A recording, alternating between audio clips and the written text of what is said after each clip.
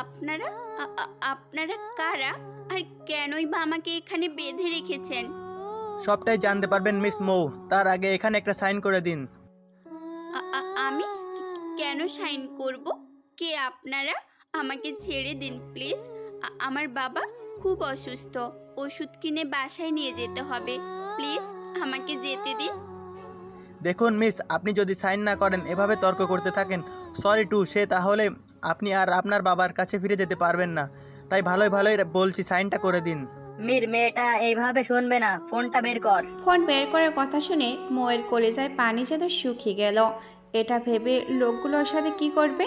হঠাৎ করে একটা লোক ফোনের একটা ভিডিও চালিয়ে দিয়ে মৌয়ের মুখের সামনে ধরলো। মৌ যেন আকাশ থেকে পড়লো। ভিডিওটা দেখে কিছু লোক মৌয়ের বাবার রুমে জানলা দিয়ে দাঁড়িয়ে গান তাক করে আসে মৌয়ের বাবার দিকে।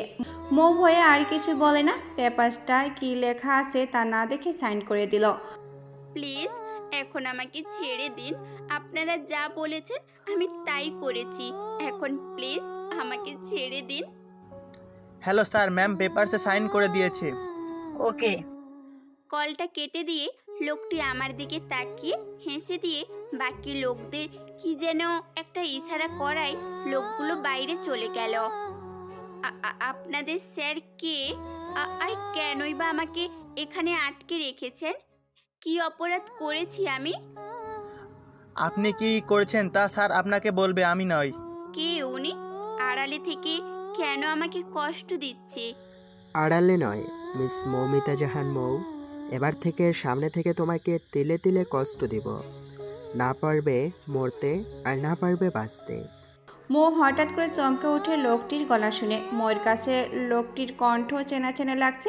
সামনে অন্ধকার থাকায় কথা বলার লোকটিকে স্পর্শ দেখা যাচ্ছে না বলে মৌ চিৎকার করে বলে ওঠে, কি চান আপনি? কেন আমাকে নিয়ে খেলছেন? কি অপরাধ করেছি আমি? কেন আমাকে এখানে বেঁধে রেখেছেন? কি চাই আপনার আমার কাছে? মৌয়ের কথা বলা শেষ হতেই সজোরে কেউ একজন থাপ্পড় মারল মৌয়ের গালে। থাপ্পড় খেয়ে মৌয়ের গালটা আগুনের মতো জ্বলছে। তা মৌ অপেক্ষা করে সামনে তাকিয়ে দেখে মৌয়ের বস আগুন চৌধুরী আর ওর প্রিয় হলো মৌ। স্যার, আপনি আপনি আমাকে কিডন্যাপ করেছেন? কেন, এতে কোনো সন্দেহ আছে তোমার? কেন স্যার, কেন? আমি কি অপরাধ করেছি যে আমাকে শাস্তি দিচ্ছেন? আগুন মৌয়ের কথা উত্তর না দিয়ে হাত দিয়ে মৌয়ের মুখ চেপে ধরে। তাই মাফ করে দিলাম, কিন্তু আগের ভুলের কোনো মাফ পাবি না। তুই তার শাস্তি তোকে পেতে হবে। সো গেট রেডি মিসেস মৌ আগুন চৌধুরী। কথাটা বলে আগুন তার লোকদের চোখের ইশারা দিতে তারা বাইরে চলে গেল। আর এইদিকে আগুনের প্রত্যেকটা কথা মৌয়ের কানে বারবার বাড়ি খাচ্ছে। স্যার কি বলে গেল? আমাকে মাফ করবে না? আমি কি অপরাধ করেছি? কেন বললো এই কথা? আর কেনই বা বললো মিসেস মৌ আগুন চৌধুরী? আমার তো বিয়ে হয়নি। তাহলে? মৌ নিজের মনে মনে আগুনের বলা কিছুগুলো কথা সাজাতে ব্যস্ত। ঠিক তখনই কিছু পশুর চিৎকার শুনে মৌ ভয়ে কাঁপতে থাকে। সামনে তাকে দেখে মৌয়ের বস আগুন চৌধুরী তার হাতে লোহার শেকলে বাঁধা দুটি নেকড়ে নেকড়ে দুটো মৌকে দেখে মুখ থেকে লালা ছড়াতে থাকে। মনে হয় অনেক দিন ধরে এদের না খেয়ে রাখা হয়েছে। মৌ ভয় পেয়ে চিৎকার করতে থাকে। মৌয়ের চিৎকার শুনে আগুন পাগলের মতো হাসতে থাকে। মনে হচ্ছে মৌয়ের ভয় পাওয়াকে আগুন খুব মজা পাচ্ছে। কোনো মতে হাসি থামছে না মৌয়ের। কিছুক্ষণ পর আগুন মৌয়ের থেকে মাত্র 10 গজ দূরে নেকড়েগুলোকে শেকলের সাহায্যে আটকে রেখে আগুন মৌকে গুড নাইট বলে হাসতে হাসতে বেরিয়ে আসে রুম থেকে। কিন্তু মৌ ভয়ে পাগলের মতো চিৎকার করতে থাকে আর নেকড়েগুলো নিজের মতো করে চিৎকার করতে থাকে। স্যার আমাদের জন্য নেক্সট অর্ডার কি? 2 ঘন্টা পর নেকড়ে দুটোকে রুমে থেকে বাইরে বের করে নিয়ে আসবে। স্যার মেয়েটা কি সে? বাকি কথা বলতে পারলো না আগুনের অগ্নি দৃষ্টি দেখে। সরি স্যার, এমন ভুল আর করব না, প্লিজ ক্ষমা করে দিন। Get lost. আগুনের কথা শেষ হওয়ার আগে লোকটা প্রাণ হাতে নিয়ে চলে গেল। এদিকে আগুন ল্যাপটপে ময়ের ভয় মাখা মুখ দেখে যেন এক তৃপ্তির হাসি ফুটে উঠল। বাবা, আপু এখনো ফিরল না কেন? এত রাত হয়ে গেল। আমিও তাই ভাবছি বাবা। মেয়েটা আমার কোথায় আছে, কেমন আছে, ফোন করেছিস? হ্যাঁ বাবা, অনেকবার ফোনে ট্রাই করেছি কিন্তু ফোন লাগছে না, বারবার বন্ধ বলছে। মেয়েটার জন্য এবার সত্যি আমার টেনশন হচ্ছে। শত্রুর তো আর অভাব নেই, আমার কখন কোথা থেকে আমার মেয়েটার ক্ষতি করে দিবে। হ্যাঁ বাবা, আমি আপুর দূর থেকে খেয়াল রাখার জন্য লোক রেখে দিয়েছিলাম, তাকে কল দিলে তো হয়। তুই আসলে একটা গর্দভ, তাড়াতাড়ি ফোন কর। হ্যাঁ বাবা। ইমাম যতবার লোকটিকে কল করছে ততবার রিং হয়ে কলটা কেটে দিচ্ছে। ইমাম এক প্রকার বিরক্ত হয়ে ফোনের স্ক্রিনের দিকে তাকিয়ে মনে মনে খুব বিচ্ছিরি কিছু গালি দিল নূর ইসলামকে। কি হলো ইনাম, পেলে? তোমার রাখা লোকটি কে? না বাবা, রিং হয়ে যাচ্ছে কিন্তু ধরছে না। কথাটা শোনা মাত্র আরমান খান মাথায় হাত দিয়ে বসে পড়লেন। স্যার প্লিজ আমাকে মারবেন না, আমি আর দ্বিতীয়বার এই ভুল করব না। লোকটির কথা শোনা মাত্র রোদ জোরে জোরে হাসতে লাগলো। এই আগুন চৌধুরী কখনো কাউকে ক্ষমা করে না মিস্টার নূর। কথাটা বলে রোদ নূরের কপালে গান তাক করে শুট করে দেয়। Ajmer, yes sir. লাশটা গুম করার ব্যবস্থা করো। হসপিটাল থেকে ডেড বাড়িতে আসার আগে সবটা ক্লিয়ার হওয়া চাই। Got it? Yes sir. Sir, just 2 minute দিন, সব ক্লিয়ার করে দিচ্ছি। রোদ আর কিছু না বলে রুম থেকে গট করে বের হয়ে গেল। বাবা, আই থিঙ্ক আমাদের প্ল্যানটা আগুন চৌধুরী ধরে ফেলেছে। কি বলছিস তুই? না, এটা কখনো হতে পারে না। আমার তেল তেল করে গড়া প্ল্যানটা এভাবে শেষ হয়ে যেতে পারে না ইনাম। বাট বাবা, আপুর কি হবে? আমার এক সন্তানের জন্য আমি আমার প্ল্যানটা নষ্ট হতে দিতে পারি না। বাবা, তুমি এসব কি বলছো? শাট আপ ইনাম, এত বছরের প্ল্যানিং আমি তোমার বোনের জন্য নষ্ট করতে পারবো না। বাবা এসব কি বলছে? বাবা তার স্বার্থের জন্য আপুকে বলে দিতে একবারও পিছু হচ্ছে না। অবাক হয়ে জানতে চাইলে ইমাম। ইমাম নিজের অজান্তে আরমান খানকে ঘৃণা করতে শুরু করে, যা আরমান খানের অজান্তে। হ্যালো স্যার, ম্যাম তো ভয়ে সেন্সলেস হয়ে গিয়েছে। হোয়াইট? এখনই নেকড়ে দুটোকে বাইরে বের করে নিয়ে যাও, right now. Yes sir. Mir নেকড়ে দুটোকে সাবধানে বাইরে নিয়ে যায়। কিছুক্ষণ পর ডাক্তার এসে মৌকে চেক আপ করে একটা ইঞ্জেকশন দিয়ে চলে যায়। হ্যালো স্যার, ডক্টর এসে ম্যামকে চেক আপ করে গেছে। ম্যাম ঠিক আছে। ওকে, আমি কিছুক্ষণ পর আসছি, ততক্ষণ মোর পাশে থাকবে। Okay? Okay sir. Agun, my son. Yes dad, how are dad? Aryan চৌধুরীকে জড়িয়ে ধরে বলল Agun. I am absolutely fine, but তোমাকে দেখে মনে হচ্ছে না তুমি ঠিক আছো। সন্দেহের দৃষ্টিতে তাকিয়ে রইল আরিয়ান চৌধুরী। আগুন আরিয়ান চৌধুরীর থেকে দৃষ্টি সরিয়ে অন্যদিকে তাকিয়ে বলতে লাগলো। ড্যাড, আমি আমার মন পাখিকে খুঁজে পেয়েছি। কথাটা বলে থেমে যায় আগুন। আগুন, মাই সান, আমি জানি তোমার মনের ভিতর কি চলছে, বাট তোমাকে আমি আবারও স্মরণ করিয়ে দিচ্ছি, তোমার আর তোমার বোনের সাথে যা হয়েছে তাতে মৌ মামুনির কোনো হাত ছিল না। সে তখন নিতান্ত খুব ছোট ছিল। আমি ওকে কখনো দোষী ভাবতে পারবো না আগুন, কিন্তু হ্যাঁ, আরমান খানকে কখনো ক্ষমা করিস না। ওকে ততটাই কষ্ট দিয়ে মারবি যতটা কষ্ট আমার ছোট্ট মেয়ে ইমুকে দিয়েছে। কথাটা বলার সময় আরিয়ান চৌধুরীর গলা ধরে এলো। আগুন আরিয়ান চৌধুরীকে জড়িয়ে ধরে বলল। ড্যাড, আমি যখন কোনো কাজে হাত লাগাই সেটা সাকসেসফুল না হওয়া পর্যন্ত ছাড়ি না। আর এখানে তো আমার কলিজায় হাত দিয়েছে আরমান খান। ওর জন্য আমার বোনটা 15টা বছর ধরে হসপিটালের বেডে শুয়ে আছে। তাকে আমি ছেড়ে দিব? এটা তুমি ভাবলে কি করে ড্যাড? আগুন, তোমাকে আমি থামাতে আসিনি, তোমাকে অ্যালার্ট করে দিতে এসেছি ডিয়ার। মানে কি বলছো ড্যাড? আগুন, আরমান খান খুব চালাক লোক। নিজের ক্ষতি হতে পারে এটা যদি বুঝতে পারে তাহলে নিজের সন্তানকে বিপদে ঠেলে দিতে পিছু বা হবে না। ও আমার বিশ্বাসের সুযোগ নিয়ে আমাকে ঠকিয়েছে। আমার ফুলের মতো মেয়েটা ঘুমায় হসপিটালে পড়ে আছে শুধুমাত্র এই জঘন্য লোকটার জন্য। Dad, I promise you, Arman খানের এমন মর্মান্তিক মৃত্যু দিব যা ও কখনো ভাবতে পারবে না। কথাটা বলে আগুনের ঠোঁটের কোণে বাঁকা হাসি ফুটে উঠল। আগুন, আমি কালই ইউকে ব্যাক করছি ইমুকে নিয়ে। সব অ্যারেঞ্জমেন্ট কমপ্লিট, জাস্ট তোমাকে ইনফর্ম করার ছিল তাই। ওকে ড্যাড, বাট মম কোথায়? হসপিটালে ইমোর হাত ধরে বসে আছে। কথাটা বলে দীর্ঘশ্বাস ফেললো আরিয়ান চৌধুরী। ড্যাড, তুমি রেস্ট করো, আমি আসছি। আগুন বেরোতে যাবে তখনই আরিয়ান চৌধুরী বলে ওঠে। আগুন আসার সময় আমার বৌমাকে সাথে নিয়ে আসবি। অনেক হয়েছে, শাস্তি ওর যা পাওনা তাই দিয়েছিস ওকে। আমি যেন এমনটা আর না শুনি, ওকে? Yes dad. আগুন পৃথিবীতে কাউকে ভয় না করলেও আরিয়ান চৌধুরীকে সে প্রচণ্ড শ্রদ্ধা করে, ভালোবাসে। তাই আরিয়ান চৌধুরী কোনো কথা ফেলতে পারে না।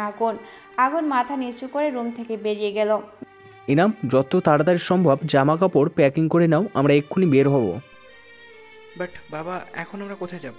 তুমি তো জানো বাবা, সামনে আমার এক্সাম। তাহলে বাকি কথা বলার আগেই আরমান খান সজোরে ইমামের গালে একটা থাপ্পড় বসিয়ে দিল। ইমাম গালে হাত দিয়ে তাকিয়ে আছে আরমান খানের দিকে। ইনাম, তুই ভালো করেই জানিস আমি এক কথা দুবার বলা পছন্দ করি না, তারপরও মুখে মুখে তর্ক করে যাচ্ছিস। তা এটাই তোর শাস্তি। আর একটা কথা শুনে রাখ, আজ থেকে তোর বোন মৌ মারা গিয়েছে আমাদের কাছে, কারণ ও এখন আগুন চৌধুরীর হাতের মুঠোয়। ও যেভাবে চাইবে মৌকে সেইভাবে নাচাবে। ওকে যখন মুক্তি দিবে না আগুন চৌধুরী, তাই তোর জন্য এটাই ভালো হবে, তুই তোর বোনকে ভুলে যাবি। বাবা তুমি নো মোর ওয়ার্ড ইনাম, গো। ইমাম কী বলবে ভাষা খুঁজে পাচ্ছে না। নিজের ছেলে মেয়েকে নিজের লোভ হিংসার আগুনে ফেলাতে দুবারে ভাবলো না। এ কেমন বাবা! সরি মন পাখি, তোমাকে এত কষ্ট দেওয়ার জন্য। মৌয়ের সারা মুখে চুমু দিয়ে আগুন কথাগুলো বলতে থাকলো, কিন্তু মৌয়ের এখনও জ্ঞান ফিরে না আসায় আগুনের কথাগুলো মৌয়ের কান পর্যন্ত পৌঁছালো না। আগুন মৌকে পাজা কোলে নিয়ে গাড়িতে শুয়ে দিয়ে আস্তে আস্তে ড্রাইভ করে চৌধুরী মেনশনে দিয়ে আসলো। নীলা। জোরে চিৎকার করে ডাকতে থাকলো আগুন। আগুনের চিৎকার শুনে নীলা দৌড়ে আসে আগুনের সামনে। স্যার, স্যার কি হয়েছে? আগুন নীনার কথা শুনে দাঁতে দাঁত চেপে বলে, এক্ষুনি রুমে হালকা গরম পানি নিয়ে যায়। আর যদি দেরি হয় তো তোদের কি অবস্থা করব বুঝতেই পারছিস। এক্ষুনি আছে স্যার। কথাটা বলেই নীলা দৌড়ে কিচেনে চলে গেল। আগুন মৌকে ওর রুমে এনে শুয়ে দেয়। তার কিছুক্ষণ পর নীলা একটা বড় বলে করে গরম পানি নিয়ে আসে। আগুন নীলাকে জিজ্ঞাসা করে, পানি কতটা গরম নীলা? স্যার, আপনি যেমনটা বলেছিলেন ঠিক তেমনটাই। ও তাই বুঝি। কথাটা বলে নীলার হাত ধরে গরম পানিতে চেপে ধরে। পানি গরম থাকায় নীলার হাত পুড়ে যন্ত্রণায় চিৎকার করতে থাকে। ঠিক সেই সময় মৌয়ের জ্ঞান ফিরে আসতেই আগুনের করা কর্মকাণ্ড দেখে ভয়ে আবারও জোরে চিৎকার দিয়ে বেড থেকে নেমে দৌড়ে পালাতে যাবে, তখনই আগুন মৌয়ের হাতটা শক্ত করে ধরে ফেলে। মৌ ঘুরে আগুনের দিকে তাকাতেই মৌয়ের হাত পা কাঁপতে লাগলো আগুনের এমন ভয়ঙ্কর রূপ দেখে।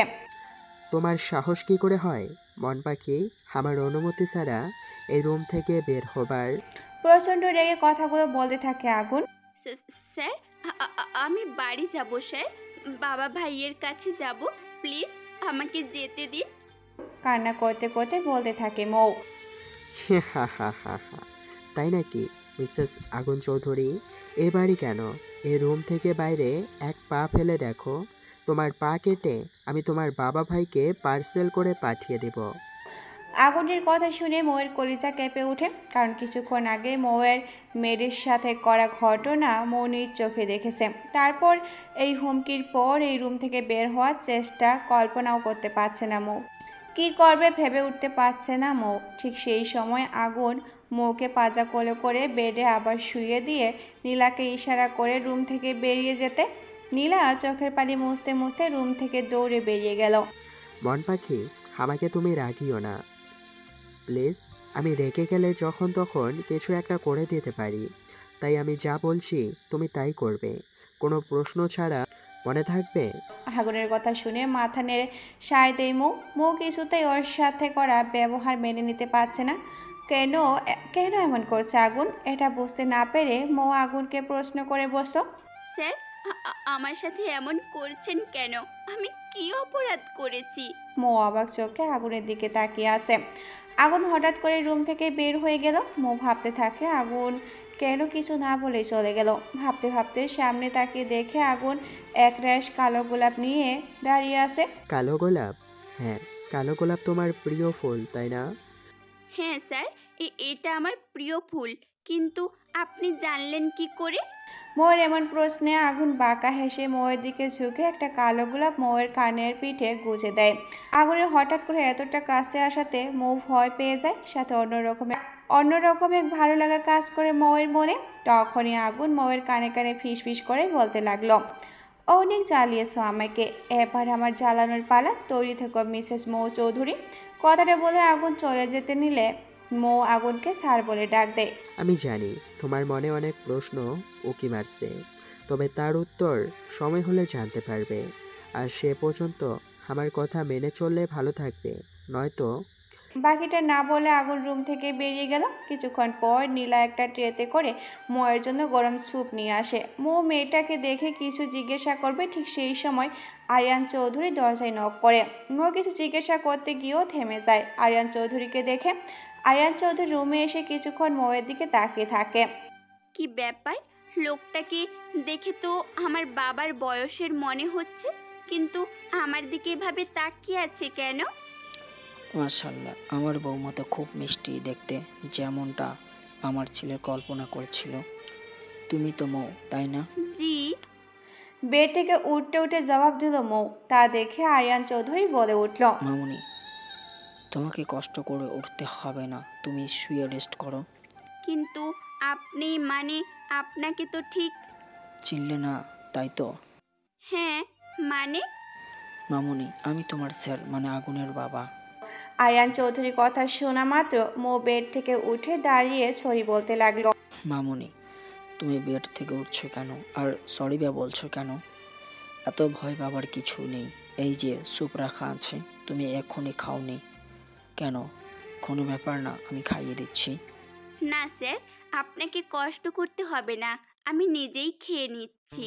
মৌ সুপের বলটা হাতে নিতেই আরিয়ান চৌধুরী মৌকে থামিয়ে দিয়ে সুপের বলটা হাতে নিয়ে চামচে খানিকটা স্যুপ নিয়ে মৌয়ের মুখে ধরে। কি রে মামুনি, আজ আমি যদি তোর বাবা হতাম তাহলে কি এভাবে আমার হাতে না খেয়ে ফিরিয়ে দিতে পারতি? মৌ কথাটা শুনে চোখ ভরে এলো, কারণ আরিয়ান খান কখনো মৌকে ভালোবেসে খাইয়ে দেয়নি, উল্টো খুব খারাপ ব্যবহার করতো মৌয়ের সাথে। মৌয়ের চোখে পানি দেখে আরিয়ান চৌধুরী সুপের বলটা রেখে ছড়ি বলে যেতে নিলে মৌ বলে ওঠে, স্যার। সরি রে মামুনি, আমি হয়তো তোমার উপর একটু বেশি অধিকার খাটিয়ে ফেললাম। আসলে কি জানো মামুনি, আজ আমার ছোট্ট মেয়েটা সুস্থ থাকলে হয়তো তোমার মতোই হতো। কথাটা বলতে বলতে আরিয়ান চৌধুরীর চোখ দিয়ে অঝরে পানি পড়ছে। মৌ কিছু না বলে আরিয়ান চৌধুরীকে বলল, ও আচ্ছা, তাহলে আমি কেউ না স্যার। এই তো বললেন আপনার ছোট মেয়ের মতো, তাহলে এখন আমাকে না খাইয়ে দিয়ে কোথায় যাচ্ছেন? আরিয়ান চৌধুরী মুখে হাসি নিয়ে পুরো স্যুপটা মৌয়ের পাশে বসে খাইয়ে দিল। খাবার শেষে মৌ আরিয়ান চৌধুরীকে বলল, স্যার, আপনি এত ভালো, কিন্তু আপনার ছেলে, মানে আগুন স্যার, এতটা ভয়ঙ্কর কেন? আমার সাথে এমন করছেন কেন? আর আমাকেই বা মিসেস মৌ আগুন চৌধুরী বলল কেন? মৌয়ের এমন প্রশ্ন শুনে আরিয়ান চৌধুরীর মুখ কালো হয়ে গেল, কারণ মৌয়ের কাছে আসার আগে আগুন পরিষ্কার করে বলে দিয়েছিল মৌয়ের কোনো প্রশ্নের উত্তর যেন উনি না দেয়। এখন কি বলবে মৌকে, সেটাই ভেবে পাচ্ছে না আরিয়ান চৌধুরী। ড্যাড। আরিয়ান চৌধুরী আগুনকে দেখে যেন স্বস্তি নিঃশ্বাস ফেল। এখন যদি আগুন না আসতো তাহলে নিকার সত্যি কথাটা মৌকে জানিয়ে দিতে হতো আরিয়ান চৌধুরী। ড্যাড, তোমাকে এখনই নিচে যেতে হবে, কিছু জরুরি ফাইলে তোমার সিগনেচার প্রয়োজন। আগুনের কথা শেষ হতেই আরিয়ান চৌধুরী রুম থেকে বেরিয়ে যেতে আগুন রুমের দরজা নক করে দেয়। এটা দেখে মৌ ভয়ে ঘামতে থাকে। আগুন মৌয়ের ভয়টাকে আরও একটু বাড়িয়ে দেওয়ার জন্য শার্টের বোতাম খুলতে খুলতে মৌয়ের দিকে এগিয়ে আসতে থাকে। মৌ আগুনের শার্ট খুলতে দেখে ভয়ে বেডের চাদর গায়ে জড়িয়ে নিয়ে ভয়ে কাঁপতে থাকে। স্যার প্লিজ, আমার এমন সর্বনাশ করবেন না, আমাকে বাড়ি ফিরতে দিন।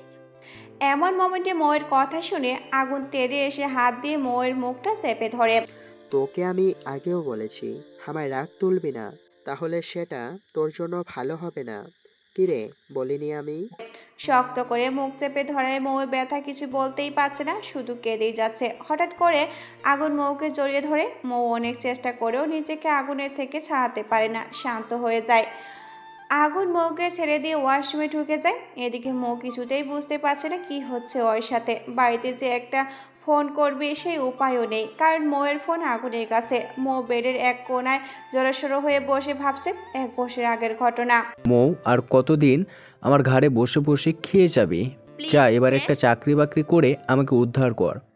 বাবা, তুমি এভাবে কেন কথা বলছো? আমি তো চেষ্টা করে যাচ্ছি। না কি না চাকরি পেলে কি করব বলো? চুপ, একদম চুপ বিয়াদব মেয়ে। বাবার মুখে মুখে তর্ক করছো, লজ্জা করে না? একটা কথা কান খুলে শোন, এই মাস পর থেকে যদি আমার হাতে টাকা না আসে তাহলে তোমাকে আমার বন্ধুর ছেলে মাহিমের সাথে বিয়ে দিয়ে দিব। বাবা, কি বলছো তুমি?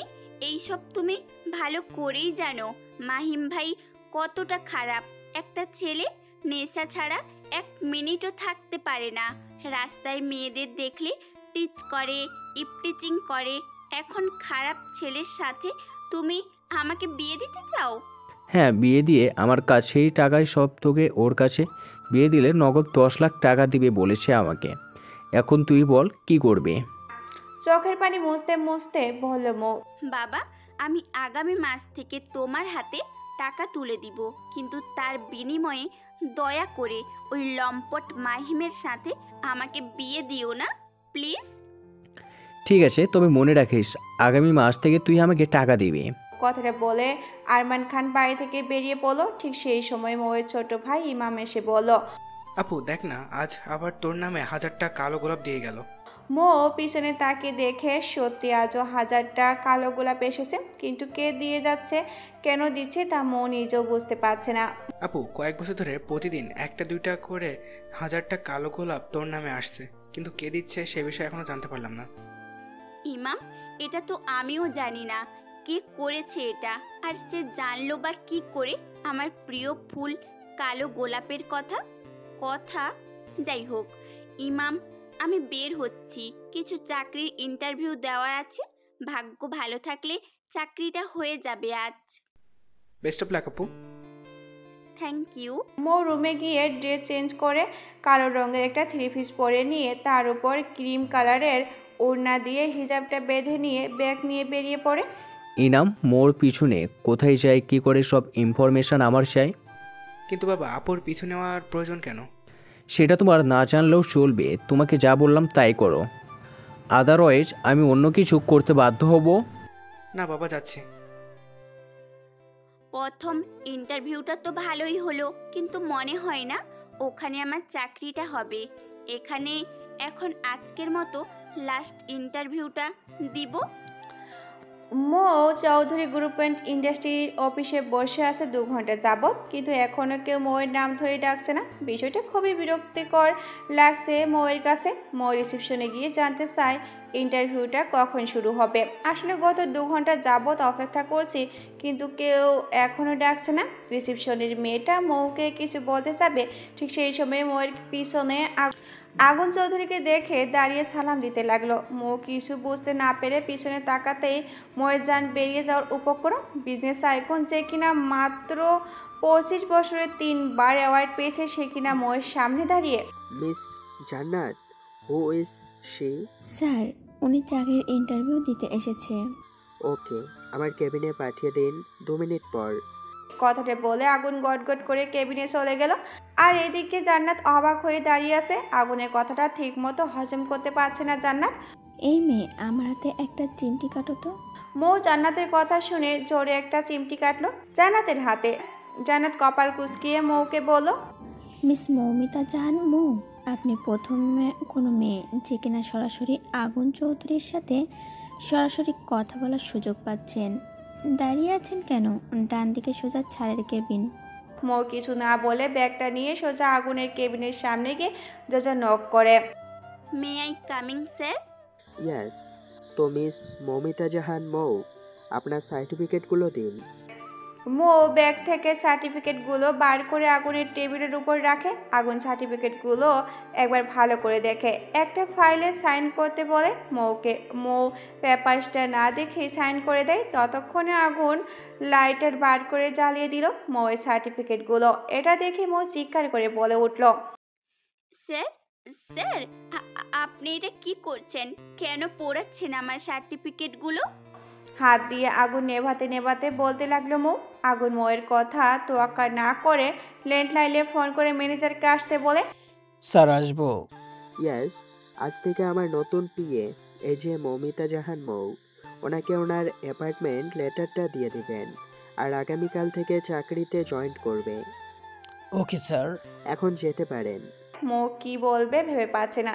সার্টিফিকেটগুলো পড়ে ছাই হয়ে রইল নিচে। প্রথম দিন মৌয়ের সাথে যা হলো, মৌ ভাবছে চাকরিটা করবে না। ততক্ষণে মৌয়ের ভাবনা ভেঙে আগুন বলে উঠল, চাকরি ছাড়ার চিন্তা কখনো মনে এলে চাকরি ছাড়া চিন্তা ভাবনা কখনো মনে এনো না, কারণ এই অফিসে ছাড়া অন্য কোথাও তোমার চাকরি হবে।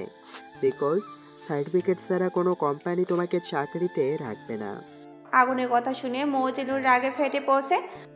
দেখুন স্যার, আপনি কাজটা মোটেও ঠিক করেননি। এভাবে আমার ক্ষতি না করলেও পারতেন। আমি চলে যাচ্ছি।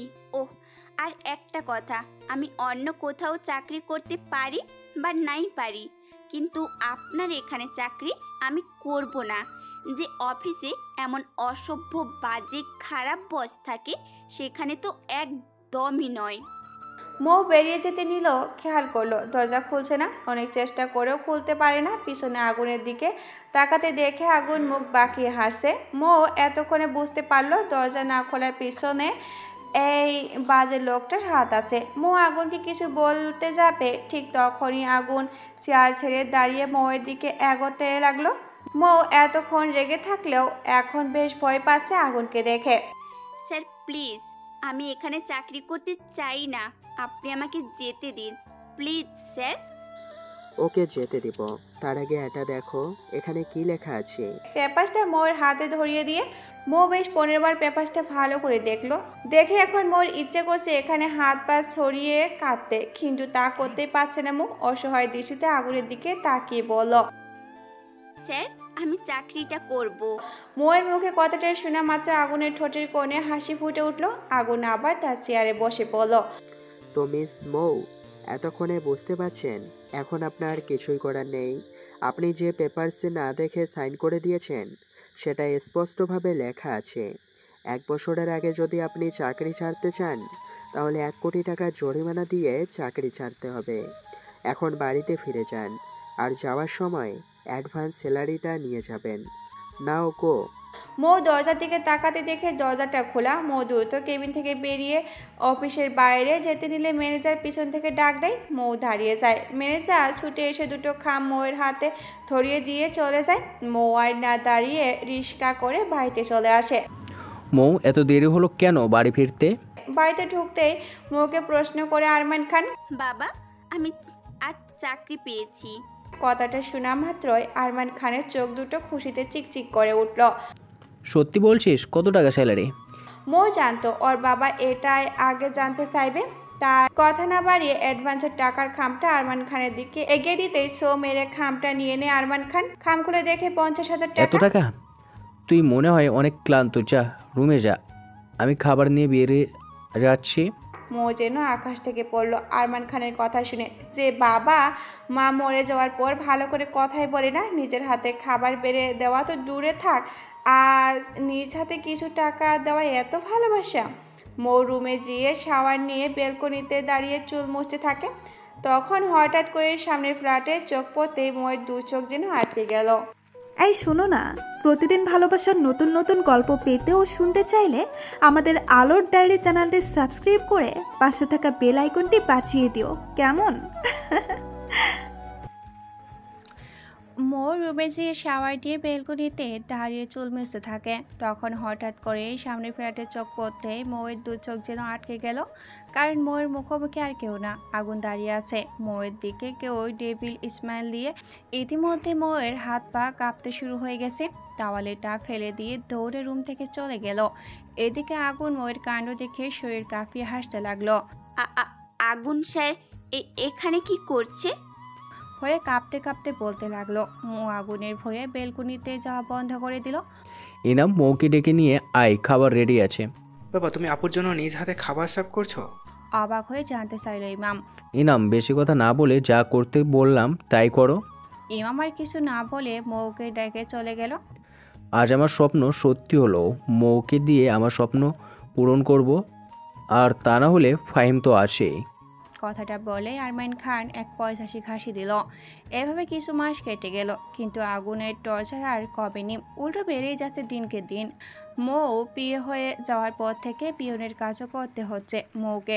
কখনো সারাদিন কফি বানিয়ে আনতে হতো মৌকে, আর আগুন তা না খেয়ে মৌয়ের মাথায় ঠেলে দিত। অফিসের কোনো ছেলে যদি মৌয়ের সাথে কথা বলতো তাহলে সেদিন মৌকে এক পায়ে দাঁড় করে রাখতো আগুন। মৌ নীরবে আগুনের টর্চার সহ্য করে যায়, কিন্তু কথাই বলে না। মানুষেরও একটা ধৈর্য সীমা আছে, আর তাই একবার অতিক্রম করে ফেললে শান্তশিষ্ট মানুষও হিংস্র রূপ নিতে বাধ্য হয়। ঠিক তেমনই ঘটে মৌয়ের জীবনে। আগুন একদিন জোর করে মৌকে কিস করে বসে, তা অফিসের কর্মচারী সবার সামনে। লজ্জায় ঘৃণায় সবার সামনে আগুনের গালে থাপ্পড় মেরে অফিস থেকে বের হয়ে যায়। তারপর থেকে মৌ আর অফিসে যায়নি। আগুন মৌকে ফোন করেছে, তবে মাস শেষে মৌয়ের স্যালারিটা বাড়িতে পৌঁছে যেত। মৌ আগুনের কথা ভুলে গিয়ে নিজের রুমে বসে অপরিচিত বইটা পড়তে লাগলো। হন্তদন্ত হয়ে আরমান খান মৌয়ের রুমে ঢুকে মৌকে বিয়ের শাড়ি গয়না দিয়ে বলে, মৌমা এগুলো দেখো তো তোমার পছন্দ কি না। বাবা এইসব কি? বিয়ের শাড়ি কেন? তোমাকে এত প্রশ্ন করতে বলিনি আমি, তোমাকে যা বলছি তাই বলো, পছন্দ হয়েছে কি না। হ্যাঁ বাবা, আমার পছন্দ হয়েছে। গুড। শোন মৌ, আগামী মাসের 5 তারিখে তোমার আর মাহিমের বিয়ে ঠিক করেছে। আরমান খানের কথা শুনে মৌ যেন সব কথা হারিয়ে ফেলেছে। কি বলবে বুঝতে পারছে না, শুধু এটাই ভেবে যাচ্ছে যে করেই হোক এই বিয়ে হওয়ার আগেই পালাতে হবে। মৌ, একটা প্রশ্ন ছিল। জি বাবা, বলো। প্রত্যেক দিন যে এত কালো গোলাপ আসে, কে পাঠায়, এটা কি তুই জানিস? না বাবা, আমি সত্যিই জানি না কে এই ফুলগুলো পাঠায়। মৌয়ের কথা শুনে আরমান খান যেন এক স্বস্তির নিঃশ্বাস ফেলল। যাক, তাহলে মৌ এখনও কিছু জানে না যে কে পাঠাচ্ছে এই ফুলগুলো। আগুন চৌধুরী, তুমি চলো ডালে ডালে, আমি চলি পাতায় পাতায়। কি ভেবেছো তুমি মৌকে যে তুমি কালো গোলাপগুলো পাঠাও তা আমি জানি না? হ্যাঁ আমি জানি, কিন্তু মৌ জানে না, কারণ এই 15 বছর ওর স্মৃতি থেকে তোমাকে আমি মুছে ফেলেছি। হা হা হা। আরমান খান নিজের মনে মনে হাসতে লাগলো, আর এদিকে মৌ গভীর চিন্তায় চলে গেল। মৌ কিছুতেই মাহিমকে বিয়ে করতে চায় না, কারণ মাহিম যতবার ওর সামনে এসেছে ততবার ওর দিকে অদ্ভুত এক নোংরা দৃষ্টি নিয়ে তাকিয়ে থাকতো। অনেকবার আরমান খানকে বলেও কিছু হয়নি। মৌয়ের কথাগুলো ইগনোর করতো আরমান খান। বাবা তুমি এখনই ড্রয়িং রুমে চলো, মাহিম ভাইয়া আর ওনার বাবা মা এসেছেন। ইমামের মুখে কথাটি শুনে এক মুহূর্তে দেরি না করে রুম থেকে বেরিয়ে গেল, আর যাওয়ার আগে মৌকে রেডি হতে বলে গেল। আপু। বলো। আপুরে, তুই কোথাও পালিয়ে যা না, এই নরকে তোকে আর থাকতে হবে না। কথাটা বলে ইমাম চলে গেল। কিছুক্ষণ পর মৌয়ের ডাক পথে মৌ শাড়ি পরে মাহিমের বাবা মায়ের সামনে যায়, তারপর মৌয়ের সাথে কথা বলে। কিন্তু অন্যদিকে একজোড়া চোখ মৌয়ের দিকেই তাকিয়ে আছে নোংরা নোলুপ দৃষ্টিতে। তা মৌ ঠিকই বুঝতে পেরে তাড়াতাড়ি মাহিমের বাবা মায়ের কাছ থেকে বিদায় নিয়ে রুমে চলে আসে। রুমের দরজা লক করে এসে পরনের শাড়িটা টেনে নিজে ঘুরে ফেরে ফ্লোরে পা ছিটিয়ে দিয়ে কাঁদতে লাগলো। মা, তুমি শান্তি পাচ্ছ তো আমাকে এভাবে দেখে? কেন বলো মা, কেন তুমি মরে যাওয়ার পর আমাকে সাথে নিলে না? কেন বলো, বলো মা। আমি কি খুব খারাপ মেয়ে মা? তার জন্য আমাকে এমন শাস্তি দিলে? বলো না কেন মা, কেন আমার সাথে এমন কেন হয়? কি অপরাধ করেছি আমি যার কারণে আমাকে একা রেখে এভাবে স্বার্থপরের মতো চলে গেলে? মা জানো, বাবা না আর আগের মতো আমাকে ভালোই বাসে না।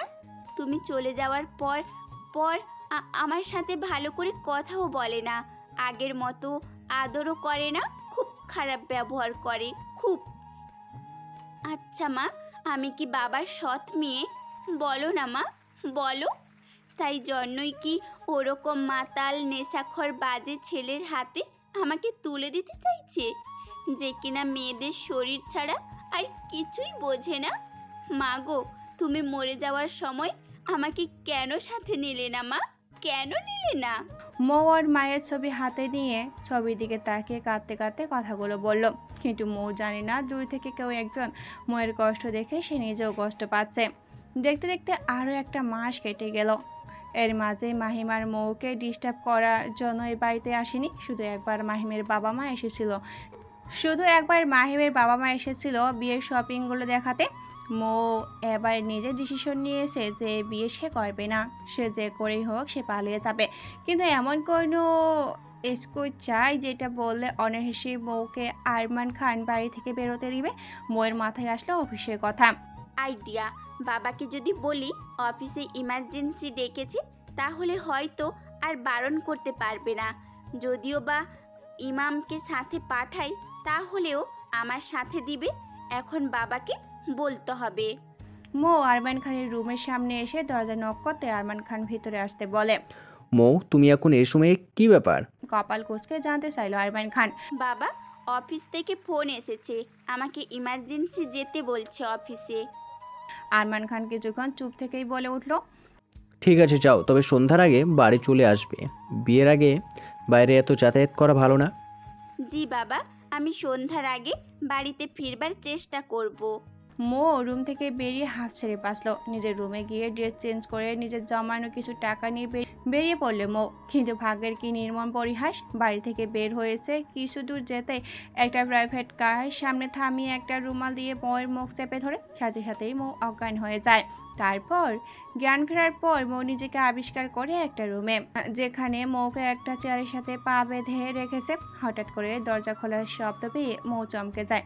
মৌকে এভাবে চমকাতে দেখে আগুন বলল, বন পাখি, এভাবে ভয় পাচ্ছ কেন? আমি বাঘ না ভাল্লুক? যাও ফ্রেশ হয়ে আসো। আগুনের কোনো কথা যেন মৌয়ের কানে পৌঁছাচ্ছে না। মৌ যেন কোনো এক ঘরের ভিতরে আছে। আগুন মৌকে নিশ্চুপ দেখে রেগে যায়। হুট করে মৌকে কোলে তুলে নিয়ে ওয়াশরুমে ঢুকে যায় আগুন। কি করছেন কি স্যার? আমাকে নামিয়ে দিন প্লিজ। এদিকে মৌ চোখ বন্ধ করে কথাগুলো বলতে থাকলো। আগুনের প্রথমে রাগ হলেও এখন বেশ মজা পাচ্ছে মৌয়ের কাণ্ড দেখে। আগুন বেশ বুঝতে পারছে শুধু টাওয়াল পরা দেখেই মৌ চোখ বন্ধ করে আছে। আগুন শাওয়ারের নিচে মৌকে দাঁড় করিয়ে শাওয়ার অন করে দিল। মৌয়ের সাথে সাথে আগুনও আবার ভিজতে লাগলো। স্যার, আমার ঠান্ডা লাগছে, প্লিজ শাওয়ার অফ করুন। আগুন শুধু মৌয়ের কাঁপা কাঁপা ঠোঁটের দিকে তাকিয়ে আছে। মৌ আগুনের কোনো রেসপন্স না পেয়ে চোখ মিলে আগুনের দিকে তাকিয়ে বলতে যাবে, ঠিক তখনই আগুন মৌয়ের ভেজা ঠোঁটে নিজের ঠোঁট ডুবিয়ে দিল। আগুন মৌয়ের ভেজা ঠোঁটে নিজের ঠোঁট ডুবিয়ে দিল। মৌ আগুনের থেকে নিজেকে ছাড়ানোর চেষ্টা করতে গেলে আগুন মৌয়ের হাত দুটো দেওয়ালের সাথে চেপে ধরে ঠোঁট ছেড়ে দিয়ে গলায় মুখ ডুবিয়ে দেয়। মৌ এইসব সহ্য করতে না পেরে কাঁদতে থাকে। হঠাৎ করে আগুনের ঘর কাটতে এক ঝটকায় মৌয়ের থেকে নিজেকে ছাড়িয়ে নেয় আগুন। মৌ সাথে সাথেই বসে পড়ে কাঁদতে থাকে। আগুন কিছু না বলে রুমে গিয়ে কাবাড থেকে আগুনের একটা শার্ট আর ট্রাউজার নিয়ে ওয়াশরুমে ঢুকে যায়। আমি আর সহ্য করতে পারছি না স্যার, প্লিজ এবার আমাকে মুক্তি দিন প্লিজ। আগুন মৌয়ের কথায় কোনো তোয়াক্কা না করে মৌয়ের শরীর থেকে কাপড় টেনে ছিঁড়ে ফেলে, শার্ট আর ট্রাউজার পরিয়ে দিল। মৌয়ের কোনো কথাই শুনল না আগুন। মৌ অনবরত কেঁদেই যাচ্ছে। একটা মেয়ের কাছে সব থেকে বড় সম্পদ হচ্ছে তার সম্মান, যা আগুন তার থেকে কেড়ে নিল। ভাবতেই মৌ হাত দিয়ে মুখ ঢেকে কাঁদতে লাগলো। ন্যাকা কান্না বন্ধ করো মন পাখি, এমন কিছু এখনো করিনি আমি যার জন্য তুমি এভাবে মরা কান্না করছো। আগুনের কথা শুনে মৌ রেগে আগুনকে থাপ্পড় মারে। এত জোরে থাপ্পড় মারে ওয়াশরুমে থাপ্পড়ের শব্দ বারবার রিপিট হতে থাকে। আগুন হাতের মুঠ শক্ত করে ফেলে চোখ বন্ধ করে জোরে নিঃশ্বাস নিয়ে মৌকে আড়াল করে নেয়, বেডের উপরে ছুঁড়ে মারে। মৌ ভাবতেই পারেনি আগুন এমন কিছু করবে, কিন্তু যখনই আগুনের মুখের দিকে তাকাতেই যাবে মৌ যেন ভয়ে কুঁকড়ে গেল। আগুন ধীরে ধীরে মৌয়ের দিকে এগোতে লাগলো। মৌ বেড থেকে নেমে দৌড়ে বেরিয়ে গেল রুম থেকে।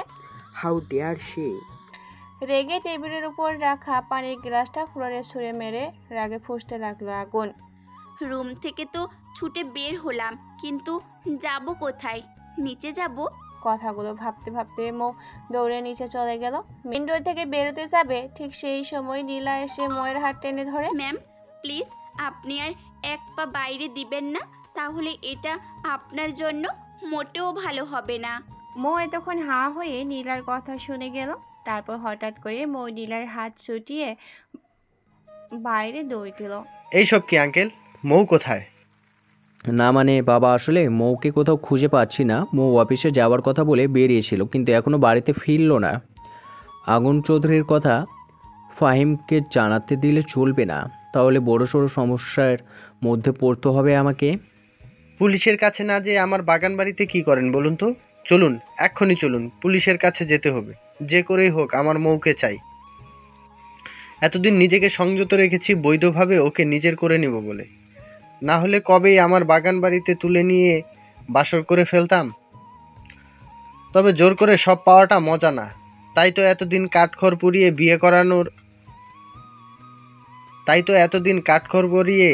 বিয়ে করতে রাজি করানোটা বৃথা হয়ে যেতে আমি কিছুতেই দিব না, মৌকে কিছুতেই না। না ফাহিম বাবা, পুলিশের কাছে আমরা যেতে পারবো না, তাহলে আমার মেয়েটার চরিত্রে কালো দাগ ফেলবে এই সমাজের লোকেরা। আমি চাই তুমি কিছুদিন অপেক্ষা করে দেখো মৌ ফিরে আসে কি না, কারণ আমার মনে হয় মৌ বিয়েটা এখন করতে চায় না বলে এমন একটা কাজ করেছে। তুমি একটু সময় দাও, ফাহিম দেখবে ও ঠিক ফিরে আসবে। ওকে আঙ্কেল, আমি আর 1 উইক ওয়েট করব। যদি এই সময়ের ভেতরে মৌ রাজি হয় তাহলে ভালো, আর তা না হলে ওর এমন অবস্থা করব আমি নিজেকে দেখেও শিউরে উঠবে। কথা বলার আগে হন হন করে বেরিয়ে গেল মাহিম। বাবা, কি বলবে বলো, আমার তাড়া আসে। একটা সত্যি কথা বলবে আমাকে? কি কথা জানতে চাও তাড়াতাড়ি বলে ফেলো। তুমি কি সত্যি আমাদের বাবা নাকি সৎ বাবা?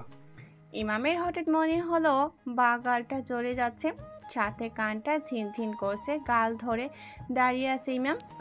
নেক্সট টাইম আমাকে এমন প্রশ্ন করার আগে এই থাপ্পড়টার কথা মনে রেখে প্রশ্ন করবে, অন্যথায় এর থেকেও কঠিন সাজা পেতে হবে তোমাকে। আরমান খান আর কিছু না বলে ব্যাগ নিয়ে বাড়ির ভিতরে চলে গেল। এইদিকে ইমাম গালে হাত দিয়ে নিজের মনেই নিজেকেই প্রশ্ন করছে, সত্যি কি আরমান খান আমাদের বাবা নাকি সৎ বাবা? আপুরে, তুই বেঁচে গেছিস পালিয়ে গিয়ে, যেখানে থাকিস ভালো থাকিস। কথাটা বলতে বলতে ইমামের দু চোখ থেকে পানি গড়িয়ে পড়ল। ম্যাম প্লিজ উঠুন তাড়াতাড়ি, সকাল হয়ে গেছে। স্যার ভীষণ পাগলামো করছে। আপনি যদি না যান তাহলে স্যারকে শান্ত করা সম্ভব না। উফ, আর একটু ঘুমাতে দে না ইমাম, সকাল সকাল জ্বালাস না তো। ম্যাম আমি ইমাম না, নীলা, উঠুন প্লিজ। এবার নীলা বেড জোরে চিৎকার করে বলায় মৌ শোয়া থেকে হুট করে উঠে বসে চারিদিকে তাকিয়ে দেখতে থাকে। ও গড, অ্যাট লিস্ট ঘুম থেকে উঠলেন। থ্যাংক ইউ নীলা, রাতে তোমার রুমে আমাকে থাকতে দেওয়ার জন্য।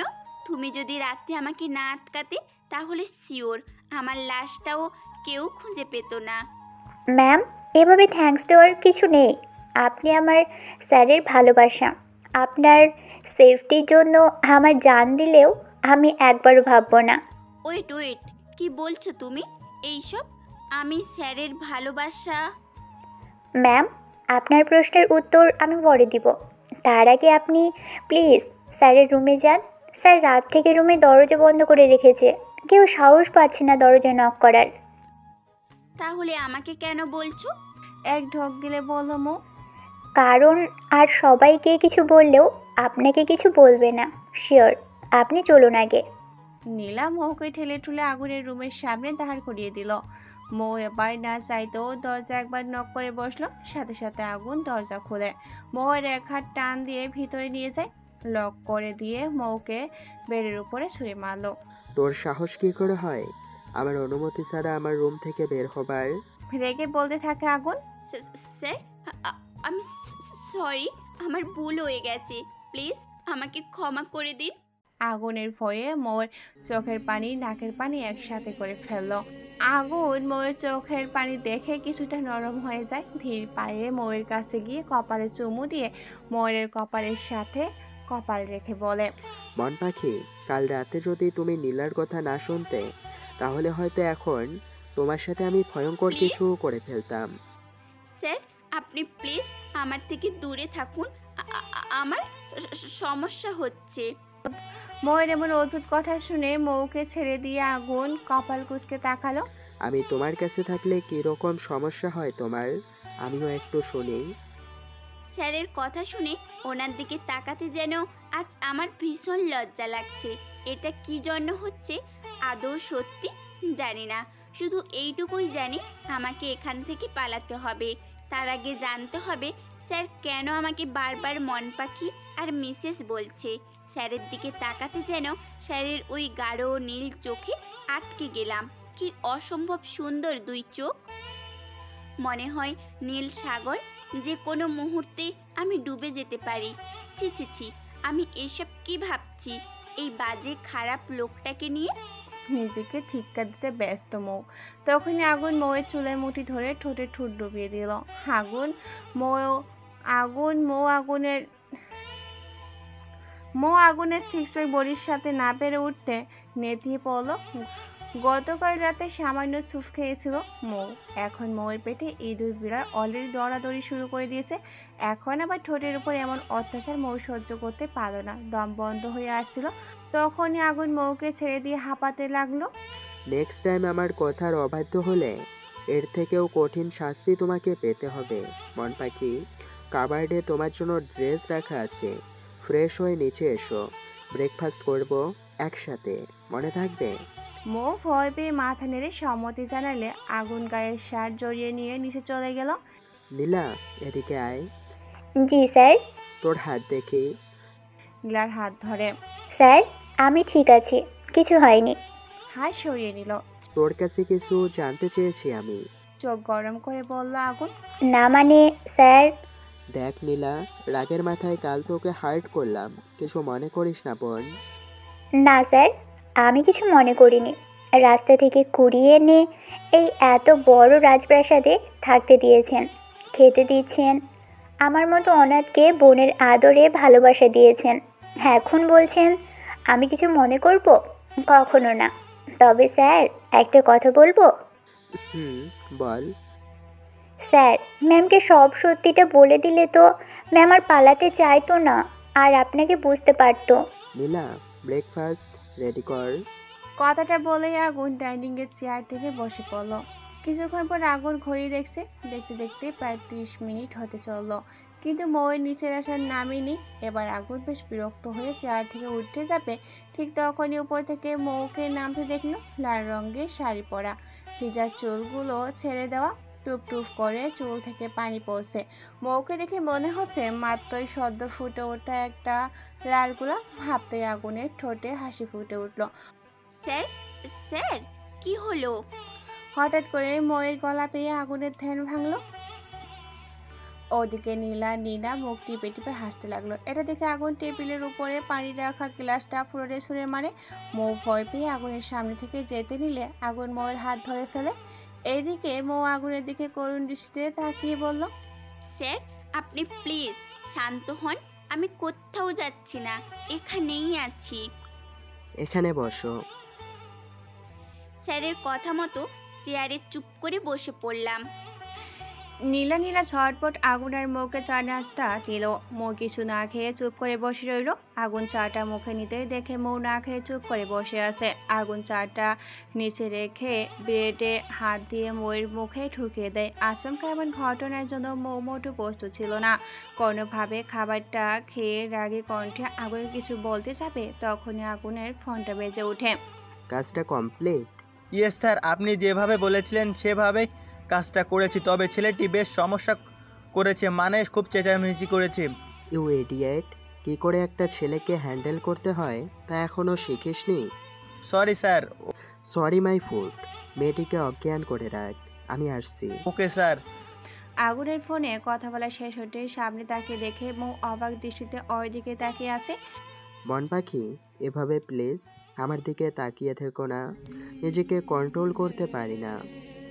ছি, আপনি এইসব কি বলছেন স্যার? আর আপনি কোন ছেলেটিকে আটকে রেখেছেন? জানতে চাও মন পাখি?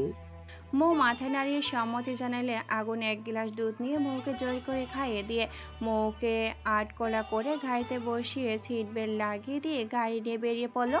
আগুনের হুট করে মৌকে নিয়ে যাওয়া দেখে ছাদে দাঁড়িয়ে নীলা হাসতে লাগলো। নীলার হাসি দেখে নীলা প্রশ্ন করলো, কি ব্যাপার নীলা, এরকম পাগলের মতো হাসছিস কেন? কি হয়েছে? হাসবো না নীনা, কি বলছিস? জানিস আগুন স্যার ম্যামকে নিয়ে কোথায় গেল? না, আমি জানবো কি করে? বল, তুই বল কোথায় গেল? ম্যামের সব প্রশ্নের উত্তর দিতে। ওয়েট, রিয়েলি নীলা? তাহলে তো বেশ ভালো না? খুব খুব খুব ভালো হবে। এখন শুধু সময়ের অপেক্ষা নীনা।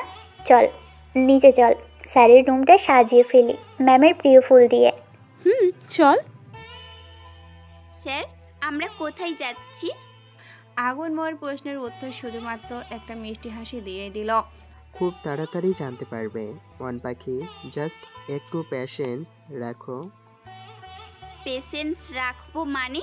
স্যার কি আমাকে মেরে ফেলার ফোন দিয়ে আসছে? না না না না, তা হতে পারে না। এক নরক থেকে বেরিয়ে এসে আর কোনো নরকে ঢুকতে পারবো না আমি। এবার আমাকে সাহস করে কিছু করতেই হবে। কিন্তু কি করব আমি? কি করব? আইডিয়া। স্যার, একটা কথা বলবো। এক কেন মন পাখি, হাজারটা কথা বলো। আমি তো তোমার কথা শোনার জন্য ওয়েট করছি। তোমার মনে কি চলছে এটা এই আগুন চৌধুরী বুঝতে আর বাকি নেই মন পাখি। তবুও একটা সুযোগ দিব তোমাকে পালানোর। তবে এইবার যদি আমার হাতে ধরা পড়ো তো সারা জীবনের জন্য আমার মন গৃহে তোমাকে বন্দি করে রাখবো। স্যার, আমার না খুব পানির পিপাসা লেগেছে, আমি পানি খাবো। মোয়ের কথা শুনে মাথায় আগুন খুব জোরে গাড়ি ব্রেক করে মোয়ের দিকে তাকায় আগুন। হোয়াইট, এই কিছুক্ষণ আগে তোমার নিজ হাতে এক গ্লাস দুধ খাইয়ে দিলাম না? হ্যাঁ, মানে আমার আবার পিপাসা পেয়েছে। আগুন গাড়িতে কোনো পানির বোতল না পেয়ে গাড়ি সাইড করে দোকান থেকে পানি আনতে বেরোতে মো আস্তে আস্তে গাড়ি থেকে বেরিয়ে পাশের জঙ্গলের ভিতরে ঢুকে যায়। আগুন দোকান থেকে পানির বোতল কিনে এনে বউকে দিতে যাবে, তখনই দেখে গাড়ি ফাঁকা। যা ভেবেছিলাম মন পাখি, তুমি ঠিক তাই করলে। নেভার মাইন্ড, আমি জানি তুমি এখন কোথায় আছো। আগুন পাশের জঙ্গলে ঢুকে যায়। কিছুতে যেতে আগুন খেয়াল করে কাটা গাছের সাথে ছোট্ট লাল কাপড়ের টুকরো জড়িয়ে আছে। আগুন বাঁকা হাসি দিয়ে সেই পথ ধরে এগোতে থাকে। ও মা গো, এত বড় সাপ তো জিন্দেগিতে আমি দেখিনি। এখন যদি এই সাপটা আমায় কামড় দেয় তাহলে তো আমি অক্কা পেয়ে যাব, আর কেউ আমাকে বাঁচাতে পারবে না। ভাবতে ভাবতে মৌ লাফালাফি জোরাজোরি করে চিৎকার করতে লাগলো সাপটাকে দেখে। আল্লাহ, কেন যে শাড়িটা পরতে গেলাম, এখন দৌড়াতেও তো পারছি না, শাড়িটা পায়ে বেঁধে যাচ্ছে বারবার। কি করবে মৌ তা ভাবতে ভাবতে দেখে সাপটা ছবল দেওয়ার জন্য এগিয়ে আসে।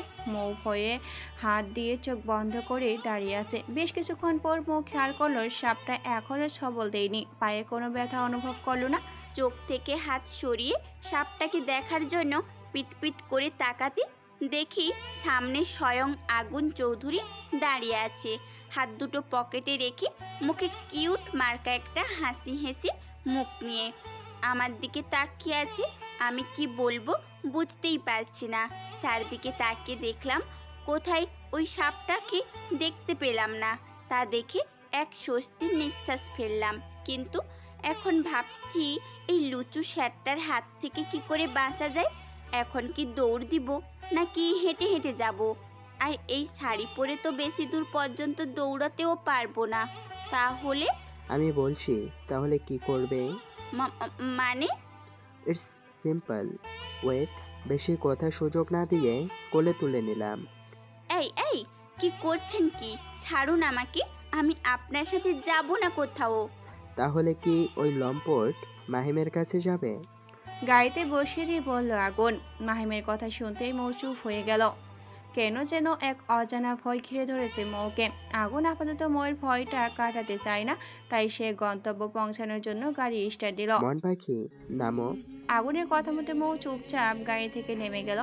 আগুন মৌয়ের হাত ধরে আগুনদের পুরনো কারখানার ভিতরে ঢুকতে কয়েকজন লোক এসে আগুনকে সালাম দিতে লাগলো। আর একজন এসে আগুনের হাতে গান দিয়ে বলল, স্যার, আপনার কথা মতো ছেলেটাকে অজ্ঞান করে রাখা হয়েছে। ঠিক আছে, এখন পানি নিয়ে আয়, ওর জ্ঞান ফেরাতে হবে। ওকে স্যার, আপনি ভিতরে যান।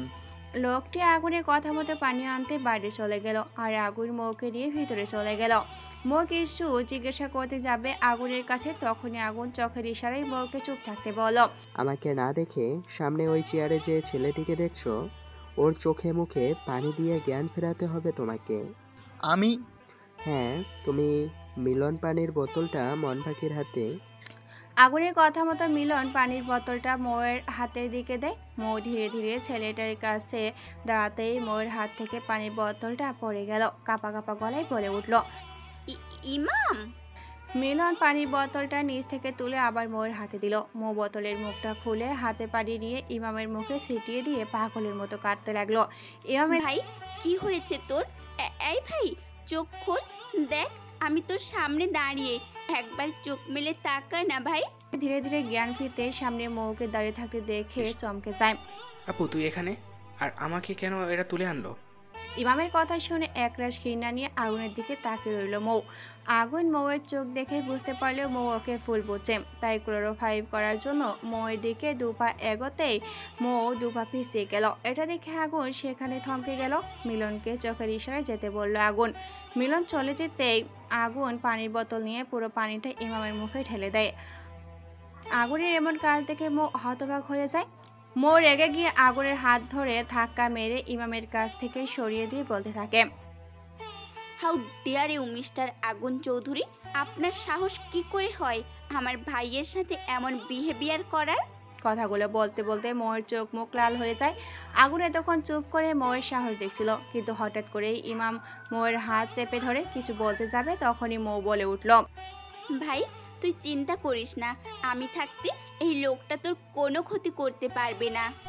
আপু তুই কি ভুল বুঝছিস আগুন ভাইয়াকে? মানে তুই এই সব কি বলছিস? আর ওনাকে ভাইয়া বা বলছিস কেন? আমি কিছুই বুঝতে পারছি না। আর এটা আমি বলছি মন পাখি। সিজান, তুই এত বড় ভুল কি করে করতে পারলে? এখন যদি এই নাম কোনোভাবে আগুন চৌধুরীর হাতে পড়ে যায় তাহলে কি হবে বুঝতে পারছিস? আমার পুরো প্ল্যানটা মাঠে মারা যাবে। সরি স্যার, আসলে আমরা বুঝতে পারিনি এইটুক ছেলে আমাদের এইভাবে ঘোল খাওয়াবে, এটা আমরা বুঝতে পারিনি। জাস্ট শাট আপ সিজান, কোনো প্রকার এক্সকিউজ আমি শুনতে চাইনি। যত তাড়াতাড়ি সম্ভব ইনামকে খুঁজে বার কর, নয়তো তোমার অবস্থা আমি মমতার মতো করব। Yes sir. সিজন চলে যেতে আরমান খান বারবার পায়চারি করছে, আর কোনো মতোই আগুনের ভয়টা মন থেকে সরাতেই পারছে না সে। কিছুক্ষণ হাঁটার পর সবাই হেলান দিয়ে বসে পড়ে। তখনই মাহিম এসে হাজির হয়। আঙ্কেল, ময়ূর কোনো খবর পেয়েছেন? না বাবা মাহিম, তবে এইটুকু জানি এই শহরে কোথাও একটা লুকিয়ে আছে। ও রিয়েলি? তাহলে তো আমি নিজেই মৌকে খুঁজে বের করতে পারবো। পারবে বাবা, তুমি মৌকে খুঁজে দিতে পারলে আমার সত্যি উপকার হয়। পারবো আঙ্কেল। মাহিম চলে যেতে আরমান খান এক স্বস্তির নিঃশ্বাস পেল। ময়ের চিন্তা না হয় ফাইম করলো, কিন্তু ইনামকে কোথায় খুঁজবো আমি? কোনো মতে যদি ওই ডায়েরিটা সহ আগুন বা ময়ের সামনে পড়ে যায় তাহলে সব খেল খতম। আপনি বলবেন মানেটা কি প্লিজ? মন পাখি, তুমি হয়তো ভাবছো ইমামকে আমি কিডন্যাপ করেছি, কিন্তু সত্যিটা হলো আমি ইমামকে কিডন্যাপ হওয়া থেকে বাঁচিয়েছি। আগুনের কথা শুনে মৌ ইমামের দিকে তাকাতে ইমাম মাথা নেড়ে সায় দেয়, মানে আগুন যা বলছে তা সত্যি। তাহলে সকালে যে আপনি ফোনে... মৌকে বাকিটা বলতে না দিয়ে আগুন বলল, সকালে যার কথা বলেছিলাম সেই অন্য কেউ ছিল স্যার। আজ প্লিজ আমাকে সব সত্যিটা বলুন প্লিজ স্যার। হাত জোর করে মৌ বলতে লাগলো, মন পাখি, আমার সামনে কখনো হাত জোর করবে না। তুমি না চাইলে আজ তোমাকে সব সত্যিটা বলবো আমি। মন পাখি, হয়তো মনে নেই, বা মনে নেই বললে ভুল হবে। তোমার সেই অ্যাক্সিডেন্টের পর তুমি পুরনো সব স্মৃতি ভুলে গেছো, তাই তোমার কিছুই মনে নেই। আমার ড্যাড আরিয়ান চৌধুরী আর তোমার মা মমতা চৌধুরী হলো ভাই বোন। আরমান খান আমাদের সম্পত্তি দেখে ফুপির সাথে প্রেমের অভিনয় করে পালিয়ে বিয়ে করে, যেটা আমার দাদিমা মেনে নেয়নি, তাই ত্যায্য করে দেয় ফুপিকে। কিন্তু ড্যাড তার ছোট বোনকে এতটাই ভালোবাসতো যে দাদিমাকে উপেক্ষা করে ফুপির সাথে যোগাযোগ রাখত। ফুপির বিয়ের 1 বছর পর তোমার জন্ম হলো। দাদিমা আর রাগ করে থাকতে না পেরে আরমান খানের সাথে ফুপি আর তোমাকে বাড়িতে ফিরিয়ে আনে। আরমান খান কিছু বছর ভালোর মুখোশ পরে থেকে আস্তে আস্তে তার আসল রূপে ফিরতে লাগলো। ফুপি করে প্রায় প্রতিদিন রাতে টর্চার করত টাকার জন্য। তখন তোমার বয়স 5 বছর আর আমার 12। আমার ছোট বোন ইমুও ছিল তোমার বয়সী। ছোটবেলা থেকেই তোমার প্রতি আমার অন্যরকম এক টান অনুভব করতাম। তোমার প্রিয় কালো গোলাপ ছিল, তাই আমি প্রত্যেক দিন তোমার জন্য একটা করে কালো গোলাপ নিয়ে আসতাম। তুমি গোলাপ পাওয়ার জন্য আমার সাথে কথা বলতে, কিন্তু আমি কোনো ছেলেকে তোমার আশেপাশে থাকতে দিতাম না। কেউ যদি তোমার সাথে খেলতেও চাইতো তাহলে আমি তাকে মেরে বাইর করে দিতাম। কিন্তু তুমি ছিলে ভীষণ ভীতু, আমাকে প্রচুর ভয় পেতে, তাই সারাক্ষণ ইমুর সাথে খেলতে। তবুও যতক্ষণ তুমি ইমুর সাথে খেলতে ততক্ষণ আমি তোমার পাশে থাকতাম। হঠাৎ একদিন তোমার বাবা ড্যাডকে বলে তোমার আর আমার বিয়ের কথা।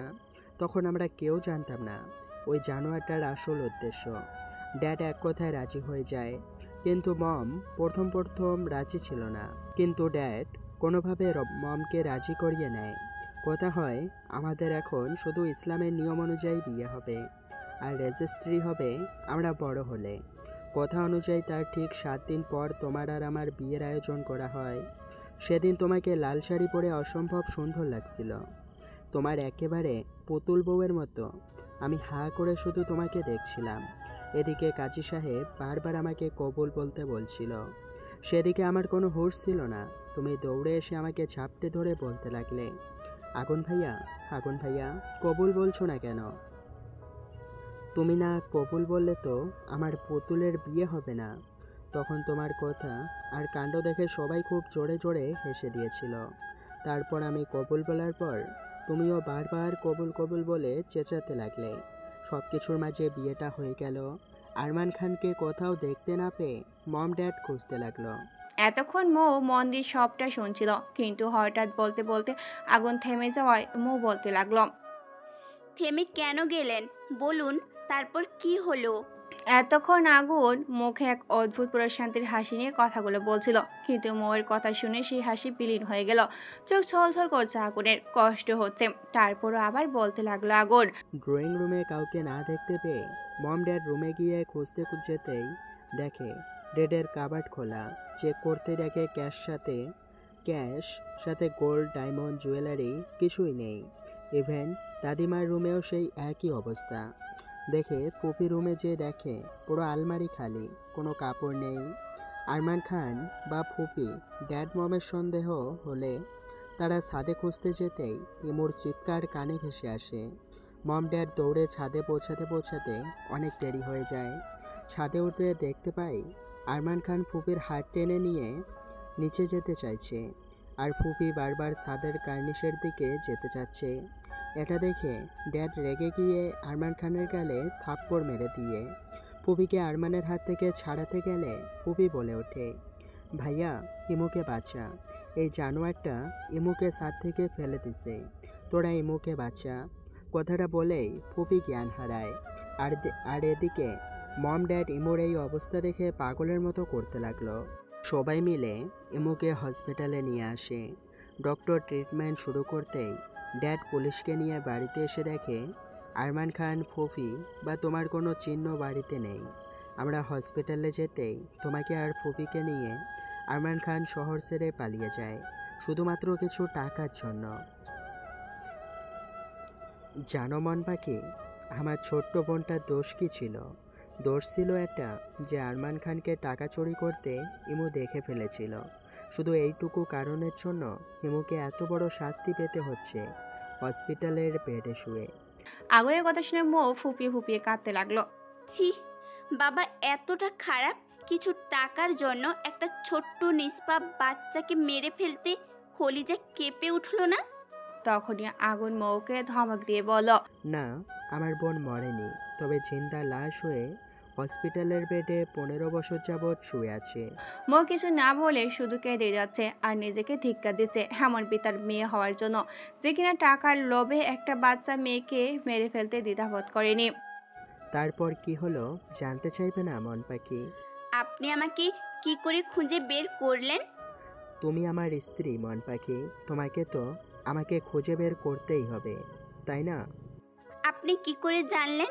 আমি বাকিটা বলতে না দিয়ে আগুন বলতে লাগলো, ড্যাড খুব গোপনে তোমাদের খোঁজার জন্য ডিটেকটিভ লাগিয়েছিল, তারাই তোমাদের খুঁজে বের করে। তাদের মাধ্যমে জানতে পারি সেদিন তাড়াহুড়ো করে বেরাবার সময় তোমাদের গাড়িটা অ্যাক্সিডেন্ট করে, আর ওই অ্যাক্সিডেন্টে তোমার মাথায় গভীর আঘাত পাওয়ার জন্য তুমি আগের সব ঘটনা ভুলে যাও, কিন্তু আমি সব সময় তোমার আশেপাশে থাকতাম। তার মানে এত বছর যাবৎ আপনি আমার জন্য কালো গোলাপ পাঠাতেন? হ্যাঁ, আমি পাঠাতাম, আর এটা ওই জানোয়ারটা বুঝতে পেরে মাহিমের সাথে তোমার বিয়ে ঠিক করে। তার আগে বলুন, আপনার অফিসে জব করার সময় আপনি এত খারাপ ব্যবহার কেন করতেন? কারণটা তুমি খুব ভালো করে জানো।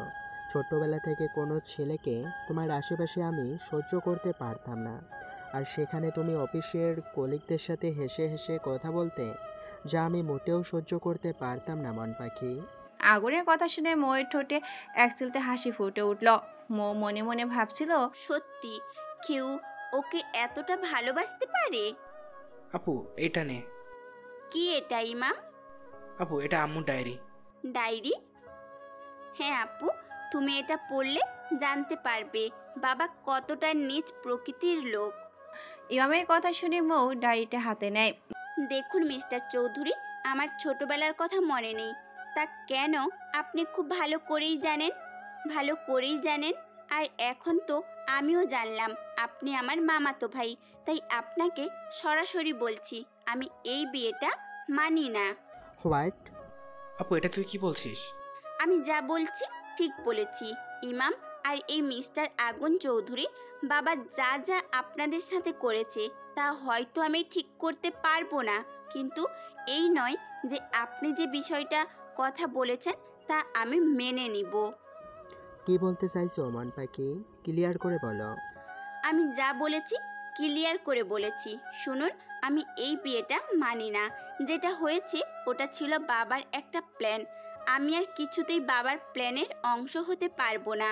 আর একটা কথা, যখন আমাদের বিয়েটা হয়েছিল তখন আপনি বা আমি কেউ প্রাপ্তবয়স্ক ছিলাম না, যা আইনত গ্রহণযোগ্য নয়। তাই আপনাকে বলছি এইসব ভুলে যান আর বাবার সাথে আপনার যা করতে হয় করুন। আমি বা আমার ভাই কেউ বাধা দিতে আসবো না। আর আমি বাকিটা বলতে না দিয়ে আগুন রেগে চিৎকার করে বলতে লাগলো, ইনাউস ইস ইনাউস। মন পাখি, অনেক ছাড় দিয়েছি তোমাকে। আর না, তুমি কি বলেছিলে? ছোটবেলার বিয়ে আইনযোগ্য নয়, তাহলে প্রাপ্তবয়স্ক বিয়ে গ্রহণযোগ্য, এটাই তো বলছো, তাই না? আগুনের মুখের দিকে তাকিয়ে মৌয়ের মুখে কথা যেন সব হারিয়ে যাচ্ছে। আগুনের চোখ দিয়ে যেন লাভা বের হচ্ছে। মৌ তোতলাতে তোতলাতে বলল, হ্যাঁ মানে? আপু তুই কি করছিস এটা? আগুন ভাইয়াকে কেন রাগাচ্ছিস? চুপ করো ইমাম, উনি এমনিতেও প্রচুর রাগী। রাগ করতে কোনো কারণ লাগে না। এখন কি করব বলো? দেখছিস না ওনাকে কতটা হিংস্র লাগছে। আমার কিন্তু ভীষণ ভয় করছে ইমাম।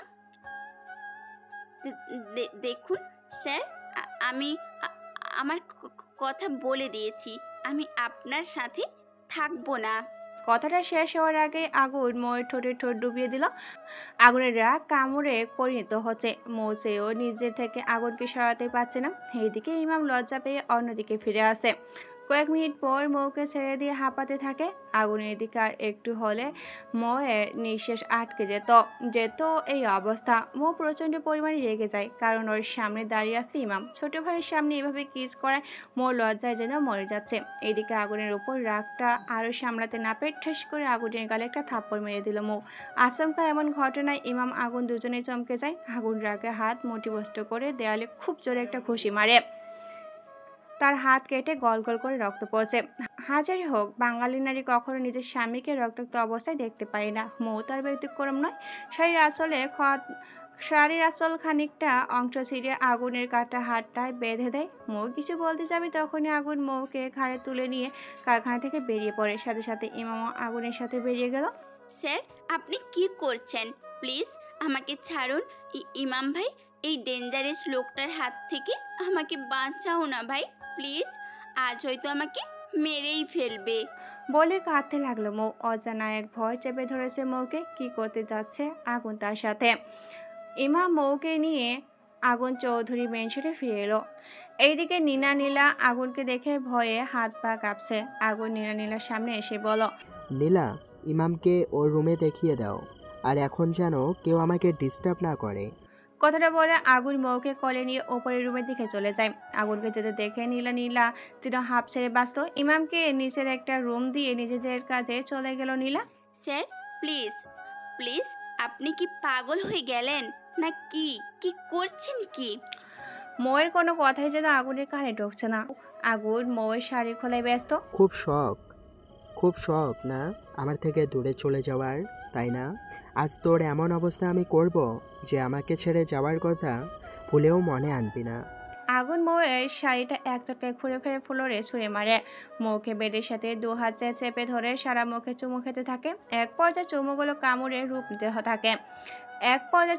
কামড়ে রূপ নিতে ঠোঁটের গলায় পেটে কামড় দিতে থাকে।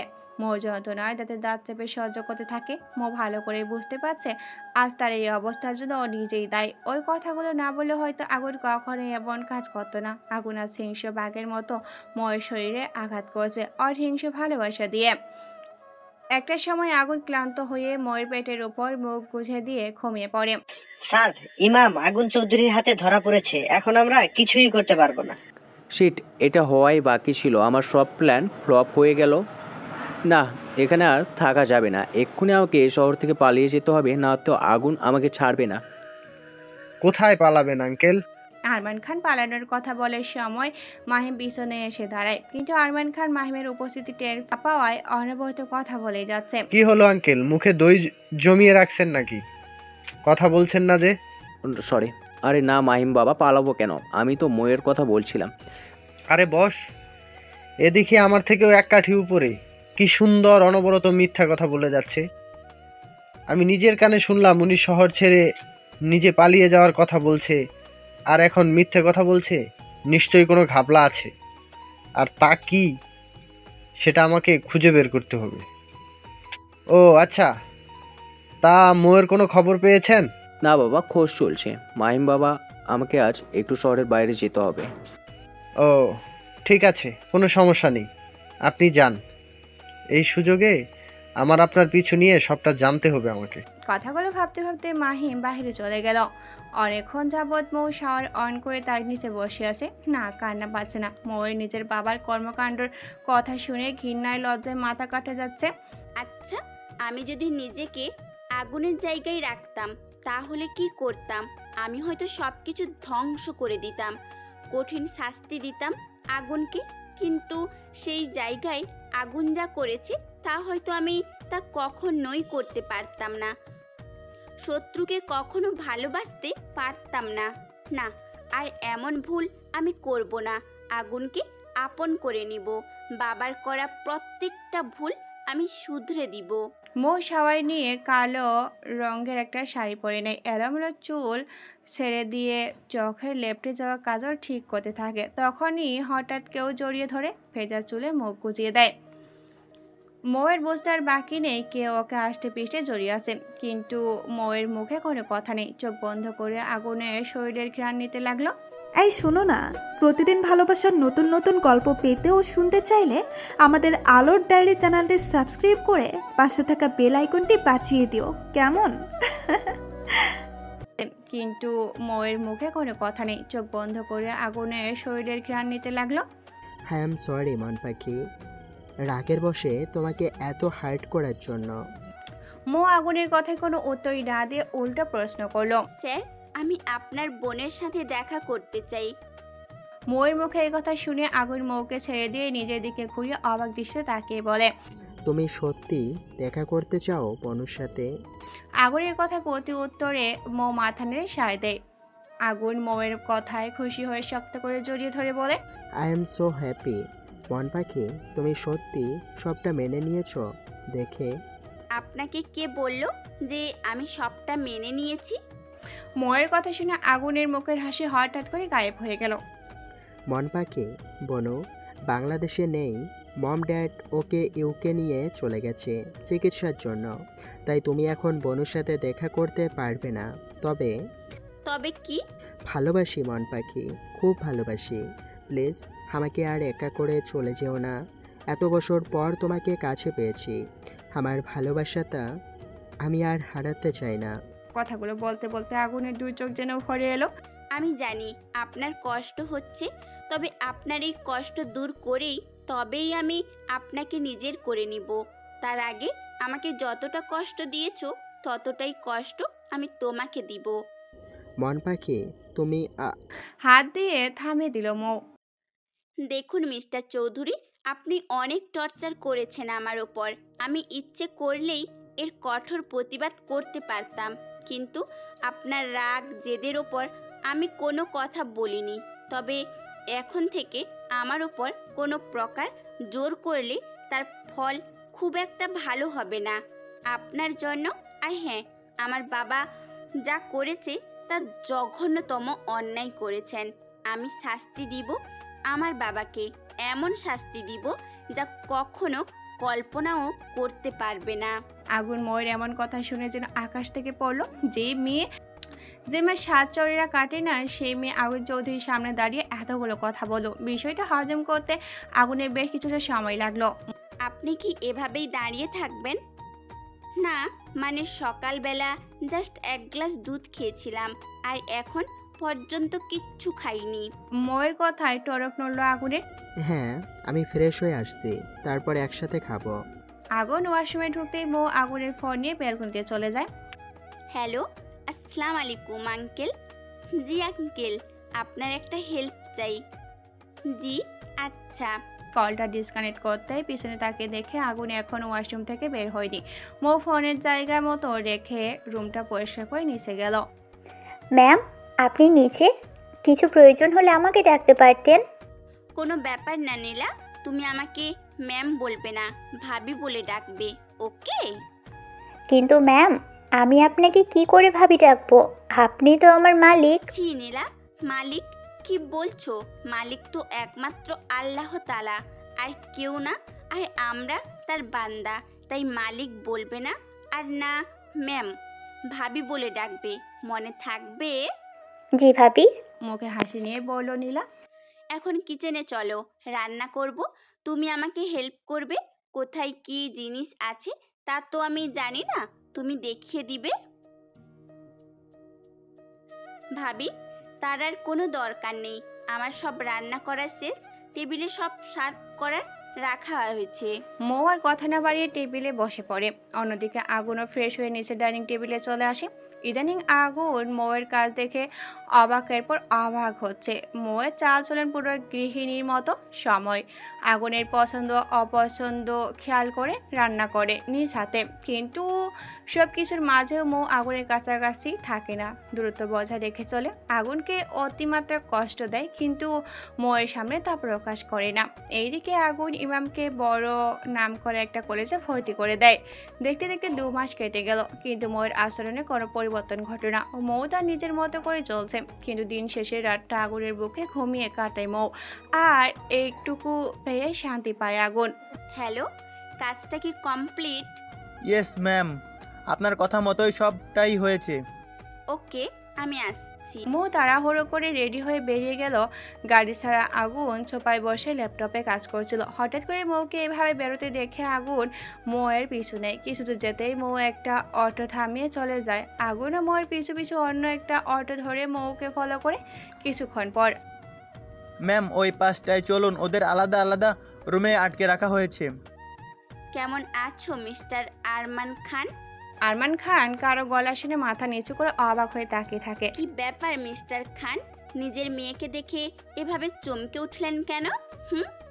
আমাকেই তো এতদিন পাগলা কুকুরের মতো খুঁজছিলেন, আর আজ আমি আপনার চোখের সামনে দাঁড়িয়ে আছি, এতে তো আপনার খুশি হওয়ার কথা, তাই না?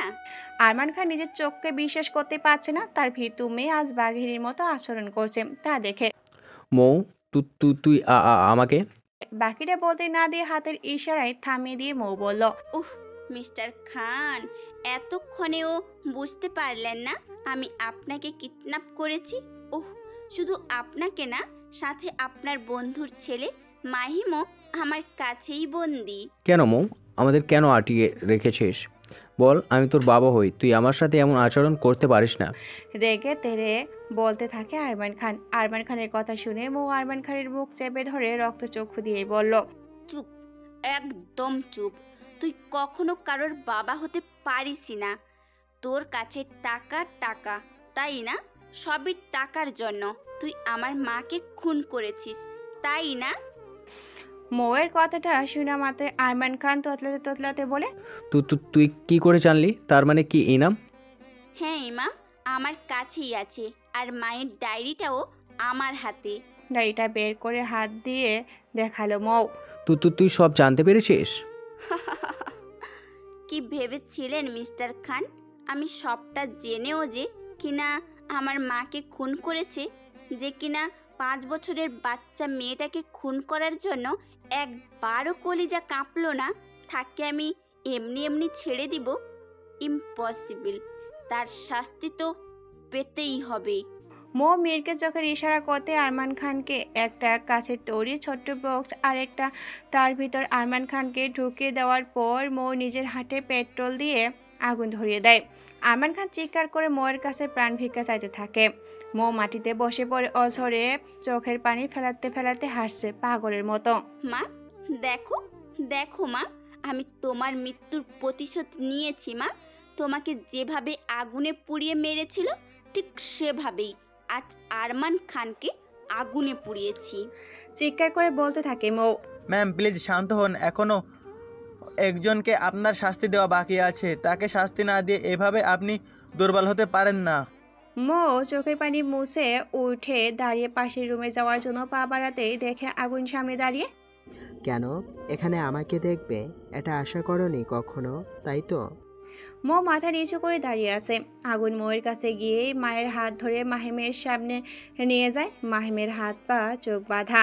মীর মাহিমের চোখ বাঁধন খুলে দিতে মাহিম সামনে বউকে দেখে খুশি হয়, কিন্তু পরক্ষণেই পাশে আগুনকে দেখে মুখ কালো করে ফেললো। জিজ্ঞাসা করলো, এইসবের মানে কি মৌ? আমাকে এইভাবে ধরে আনা হয়েছে কেন? আর এই আগুন চৌধুরী তোমার সাথে কেন? মৌয়ের কথা শুনে যেন মাহিমের মাথা ঘুরতে লাগলো। কি কি বলছো তুমি? উনি তোমার হাজব্যান্ড? কেন মিস্টার মাহিম, কোনো সন্দেহ আছে নাকি? মাহিম কি বলবে বুঝতে পারছে না। না, আগুনকে দেখে ভয়ে মাহিমের হাত পা ঠান্ডা হয়ে যাচ্ছে। কারণ 2 বছর আগে এক মেয়েকে রেপ করার পর আগুনের সামনে ধরা পড়ায় আগুন ওকে এমন করে মেরেছিল যে 6 মাস কমাইছিল মাহিম। প্রায় 1 বছর লেগেছিল সুস্থ হতে। আর আজ আবার সেই আগুন চোখের সামনে দাঁড়িয়ে আছে। সেই আগুন সামনেই দাঁড়িয়ে আছে, সেই আগুন চোখে। কি মিস্টার মাহিম, কতবার অন্য মেয়েকে রেপ করার জন্য এমন মার মেরেছি যে 1 বছর লেগে গিয়েছিল সুস্থ হতে, আর আজ আবারও আমার সামনে বসে আছিস আমার স্ত্রীর দিকে কুনজরে তাকানোর জন্য? স্যার দয়া করে আমাকে ছেড়ে দিন, আমি কোনোদিন মৌয়ের সামনে আসব না। দয়া করেন স্যার। মন পাখি, এর শাস্তি আমি দিব আমার নিজের হাতে। মৌ মিষ্টি হাসি দিয়ে বলল, ওকে ডান, রাত অনেক হলো, আমি বাড়ি ফিরেছি, আপনি কাজ সেরে আসুন। মৌ কথা না বাড়িয়ে বাড়ি ফিরে এলো। এদিকে আগুন হিংস্র বাঘের মতো ধারালো ছুরি দিয়ে মাহিমকে একের পর এক আঘাত করতে লাগলো মাহিমের পুরো শরীরে। মাহিমের রক্ত মেখে আছে আগুনের দেহে। কেউ বলবে এই মাত্র আগুন রক্ত দিয়ে গোসল করে আসে। স্যার মাহিম শেষ, ও আর বেঁচে নাই, আপনি প্লিজ শান্ত হন। আগুন মীরের কথা শুনে কিছুটা শান্ত হয়ে যায়। তারপর রুমাল দিয়ে হাতে লেগে থাকা রক্ত মুছে ফেলে মীরকে লাশ দুটোর ব্যবস্থা করতে বলে বেরিয়ে যায়। ভাবি, আপনাকে না আজ অসম্ভব সুন্দর লাগছে। আমাদের চোখ সরছেই না আপনার উপর থেকে। স্যার তো আজ আপনার রূপে খুন হয়ে যাবে। কথাটা বলে নীলা নীলা হাসতে ফেটে পড়ে আর মৌ বেচারি লজ্জায় নাল নীল হয়ে যাচ্ছে। তখনই মৌয়ের ফোনটা বেজে উঠলো। মৌ ফোনটা হাতে নিয়ে দেখে ইউকে থেকে আরিয়ান চৌধুরী কল করেছে। মৌ হাসি মুখে তা কলটা রিসিভ করলো। আসসালামু আলাইকুম বাবা। ওয়ালাইকুম আসসালাম মামুনি, কেমন আছো? আর সব ঠিকঠাক আছে তো? আলহামদুলিল্লাহ ভালো বাবা। আম্মু আর ইমু কেমন আছে? তোমার আম্মু আলহামদুলিল্লাহ ভালো আছে, আর ইমু মাটা যেমন ছিল এখন তেমন আছে, তবে ডক্টররা চেষ্টা চালিয়ে যাচ্ছে। ও বাবা, আপনাকে অনেক অনেক ধন্যবাদ ইউকে থেকে আমাকে হেল্প করার জন্য।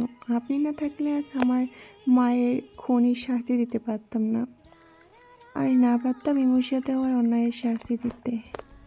পাগলি মেয়ে, আমি তো এখন তোর বাবা, তাই না? আর বাবা হয়ে মেয়েকে সাহায্য করব না, এটা কি করে হয়? আচ্ছা শোন, আমার এখন একটা ইম্পর্টেন্ট মিটিং আছে, রাখছি, পরে কথা হবে। জি বাবা, আল্লাহ হাফিজ। কলটা কেটে এক দীর্ঘশ্বাস ফেলল মৌ। তারপর মিওরের নিজের শ্বাস দেখতে দেখতে আগুনের কথা মনে করতে মৌয়ের ভীষণ লজ্জা করছে। কি করে শুরু করবে এটা ভেবেই মৌয়ের লজ্জায় শেষ। ভাবি প্লিজ এত লজ্জা পাবেন না। আপনার এই লজ্জা মাখা মুখটা ভীষণ কিউট লাগছে। কথা বলতে বলতে গাড়ির হর্ন শুনতে পায় মৌ। ভাবি, স্যার মনে হয় এসে গেছে।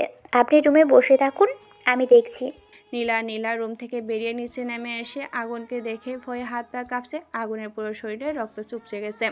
আগুন নীলার দিকে না তাকিয়ে নিজের গেস্ট রুমে সবাই নিয়ে নেয় আগুন। নিনা, কার জীবন আজ শেষ হয়ে গেল কে জানে। আমারও তাই মনে হচ্ছে। নীলা, যাই হোক, ভাবির রুমে দুধ রেখেছিস তো? হ্যাঁ নিনা, এখন স্যারকে রুমে পাঠাতে হবে, কিন্তু কি করে? শাওয়ার নেওয়ার পর আগুনের মাথা ঠান্ডা হতেই ময়ের কথা মনে হতেই টাওয়ারের পড়া অবস্থায় উপরে চলে গেল। এইদিকে নীলা আগুনের অবস্থা দেখে হেসে কুটি কুটি হয়ে পড়ছে। কিছুতেই হাসি থামিয়ে রাখতে পারছে না। উফ, আর কতক্ষণ এভাবে উজবুকটার জন্য অপেক্ষা করব? দেখ, ভালোই লাগে না। কথাগুলো বলতে বলতেই দরজা খোলার শব্দ পায় মৌ। শব্দ পেয়ে বেলকুনির দিকে চলে যায় মৌ। রুমে ঢুকতে আগুন চমকে যায়। পুরো রুমটা লাল আর কালো গোলাপ দিয়ে অসম্ভব সুন্দর করে ডেকোরেট করেছে। মৌ লজ্জামাখা মুখটি আগুনের সামনে এসে দাঁড়াতে আগুন হাঁ করে তাকিয়ে আছে মৌয়ের দিকে। মৌয়ের চারিদিকে ছোট ছোট মোমবাতি আর কালারফুল ডিম লাইটের আলোতে মুখে অসম্ভব সুন্দর লাগছে। জর্জেট নীল শাড়ি, চোখে গাঢ় কাজল, ঠোঁটে গোলাপি লিপস্টিক দেওয়াতে মৌর শাড়ি ভেদ করে মৌর সৌন্দর্য যেন উপসে পড়ছে। আজ আগুন ধীরে ধীরে মৌয়ের কাছে এসে মৌয়ের কপালে নিজের কপাল রেখে প্রশ্ন করে আগুন, আজ কি আমায় তোমাকে ভালোবাসার অনুমতি দিবে তোমাকে আজ সম্পূর্ণ নিজের করে পাওয়ার প্লিজ? আগুনের প্রত্যেকটা নিঃশ্বাস মৌর মুখে আসতে পড়ছে। মৌ আগুনের কথায় কোনো উত্তর না দিয়ে আগুনের ঠোঁট জোড়া নিজের ঠোঁটের দখলে নিল। কিছুক্ষণ পর মৌ ঠোঁট ছেড়ে দিতে লজ্জায় লাল হয়ে অন্যদিকে ফিরে রইল। ইস মন পাখি, তোমার ওই লজ্জামাখা মুখটা দেখে আমি তো খুন হয়ে যাব। তুমি এত কিউট কেন? ইচ্ছে করছে তোমাকে খেয়ে ফেলি। মৌ এতটাই লজ্জা পাচ্ছে যে হাত দিয়ে মুখ ঢেকে রেখেছে। কিছুতেই আগুনের দিকে তাকাচ্ছে না। আগুন দেরি না করে মৌকে আটকড়া করে বেডের উপরে শুয়ে দিয়ে নিজের সম্পূর্ণ ভার মৌর উপরে ছেড়ে দিল। আজ আগুন আর মৌয়ের ভালোবাসার সম্পূর্ণ রূপে পূর্ণতা পেল। দুটো হৃদয়ের মন একসাথে মিলেমিশে একাকার হলো। আজ কেউ নেই ওদের মাঝে, আছে শুধু ভালোবাসা আর ভালোবাসা। সমাপ্ত।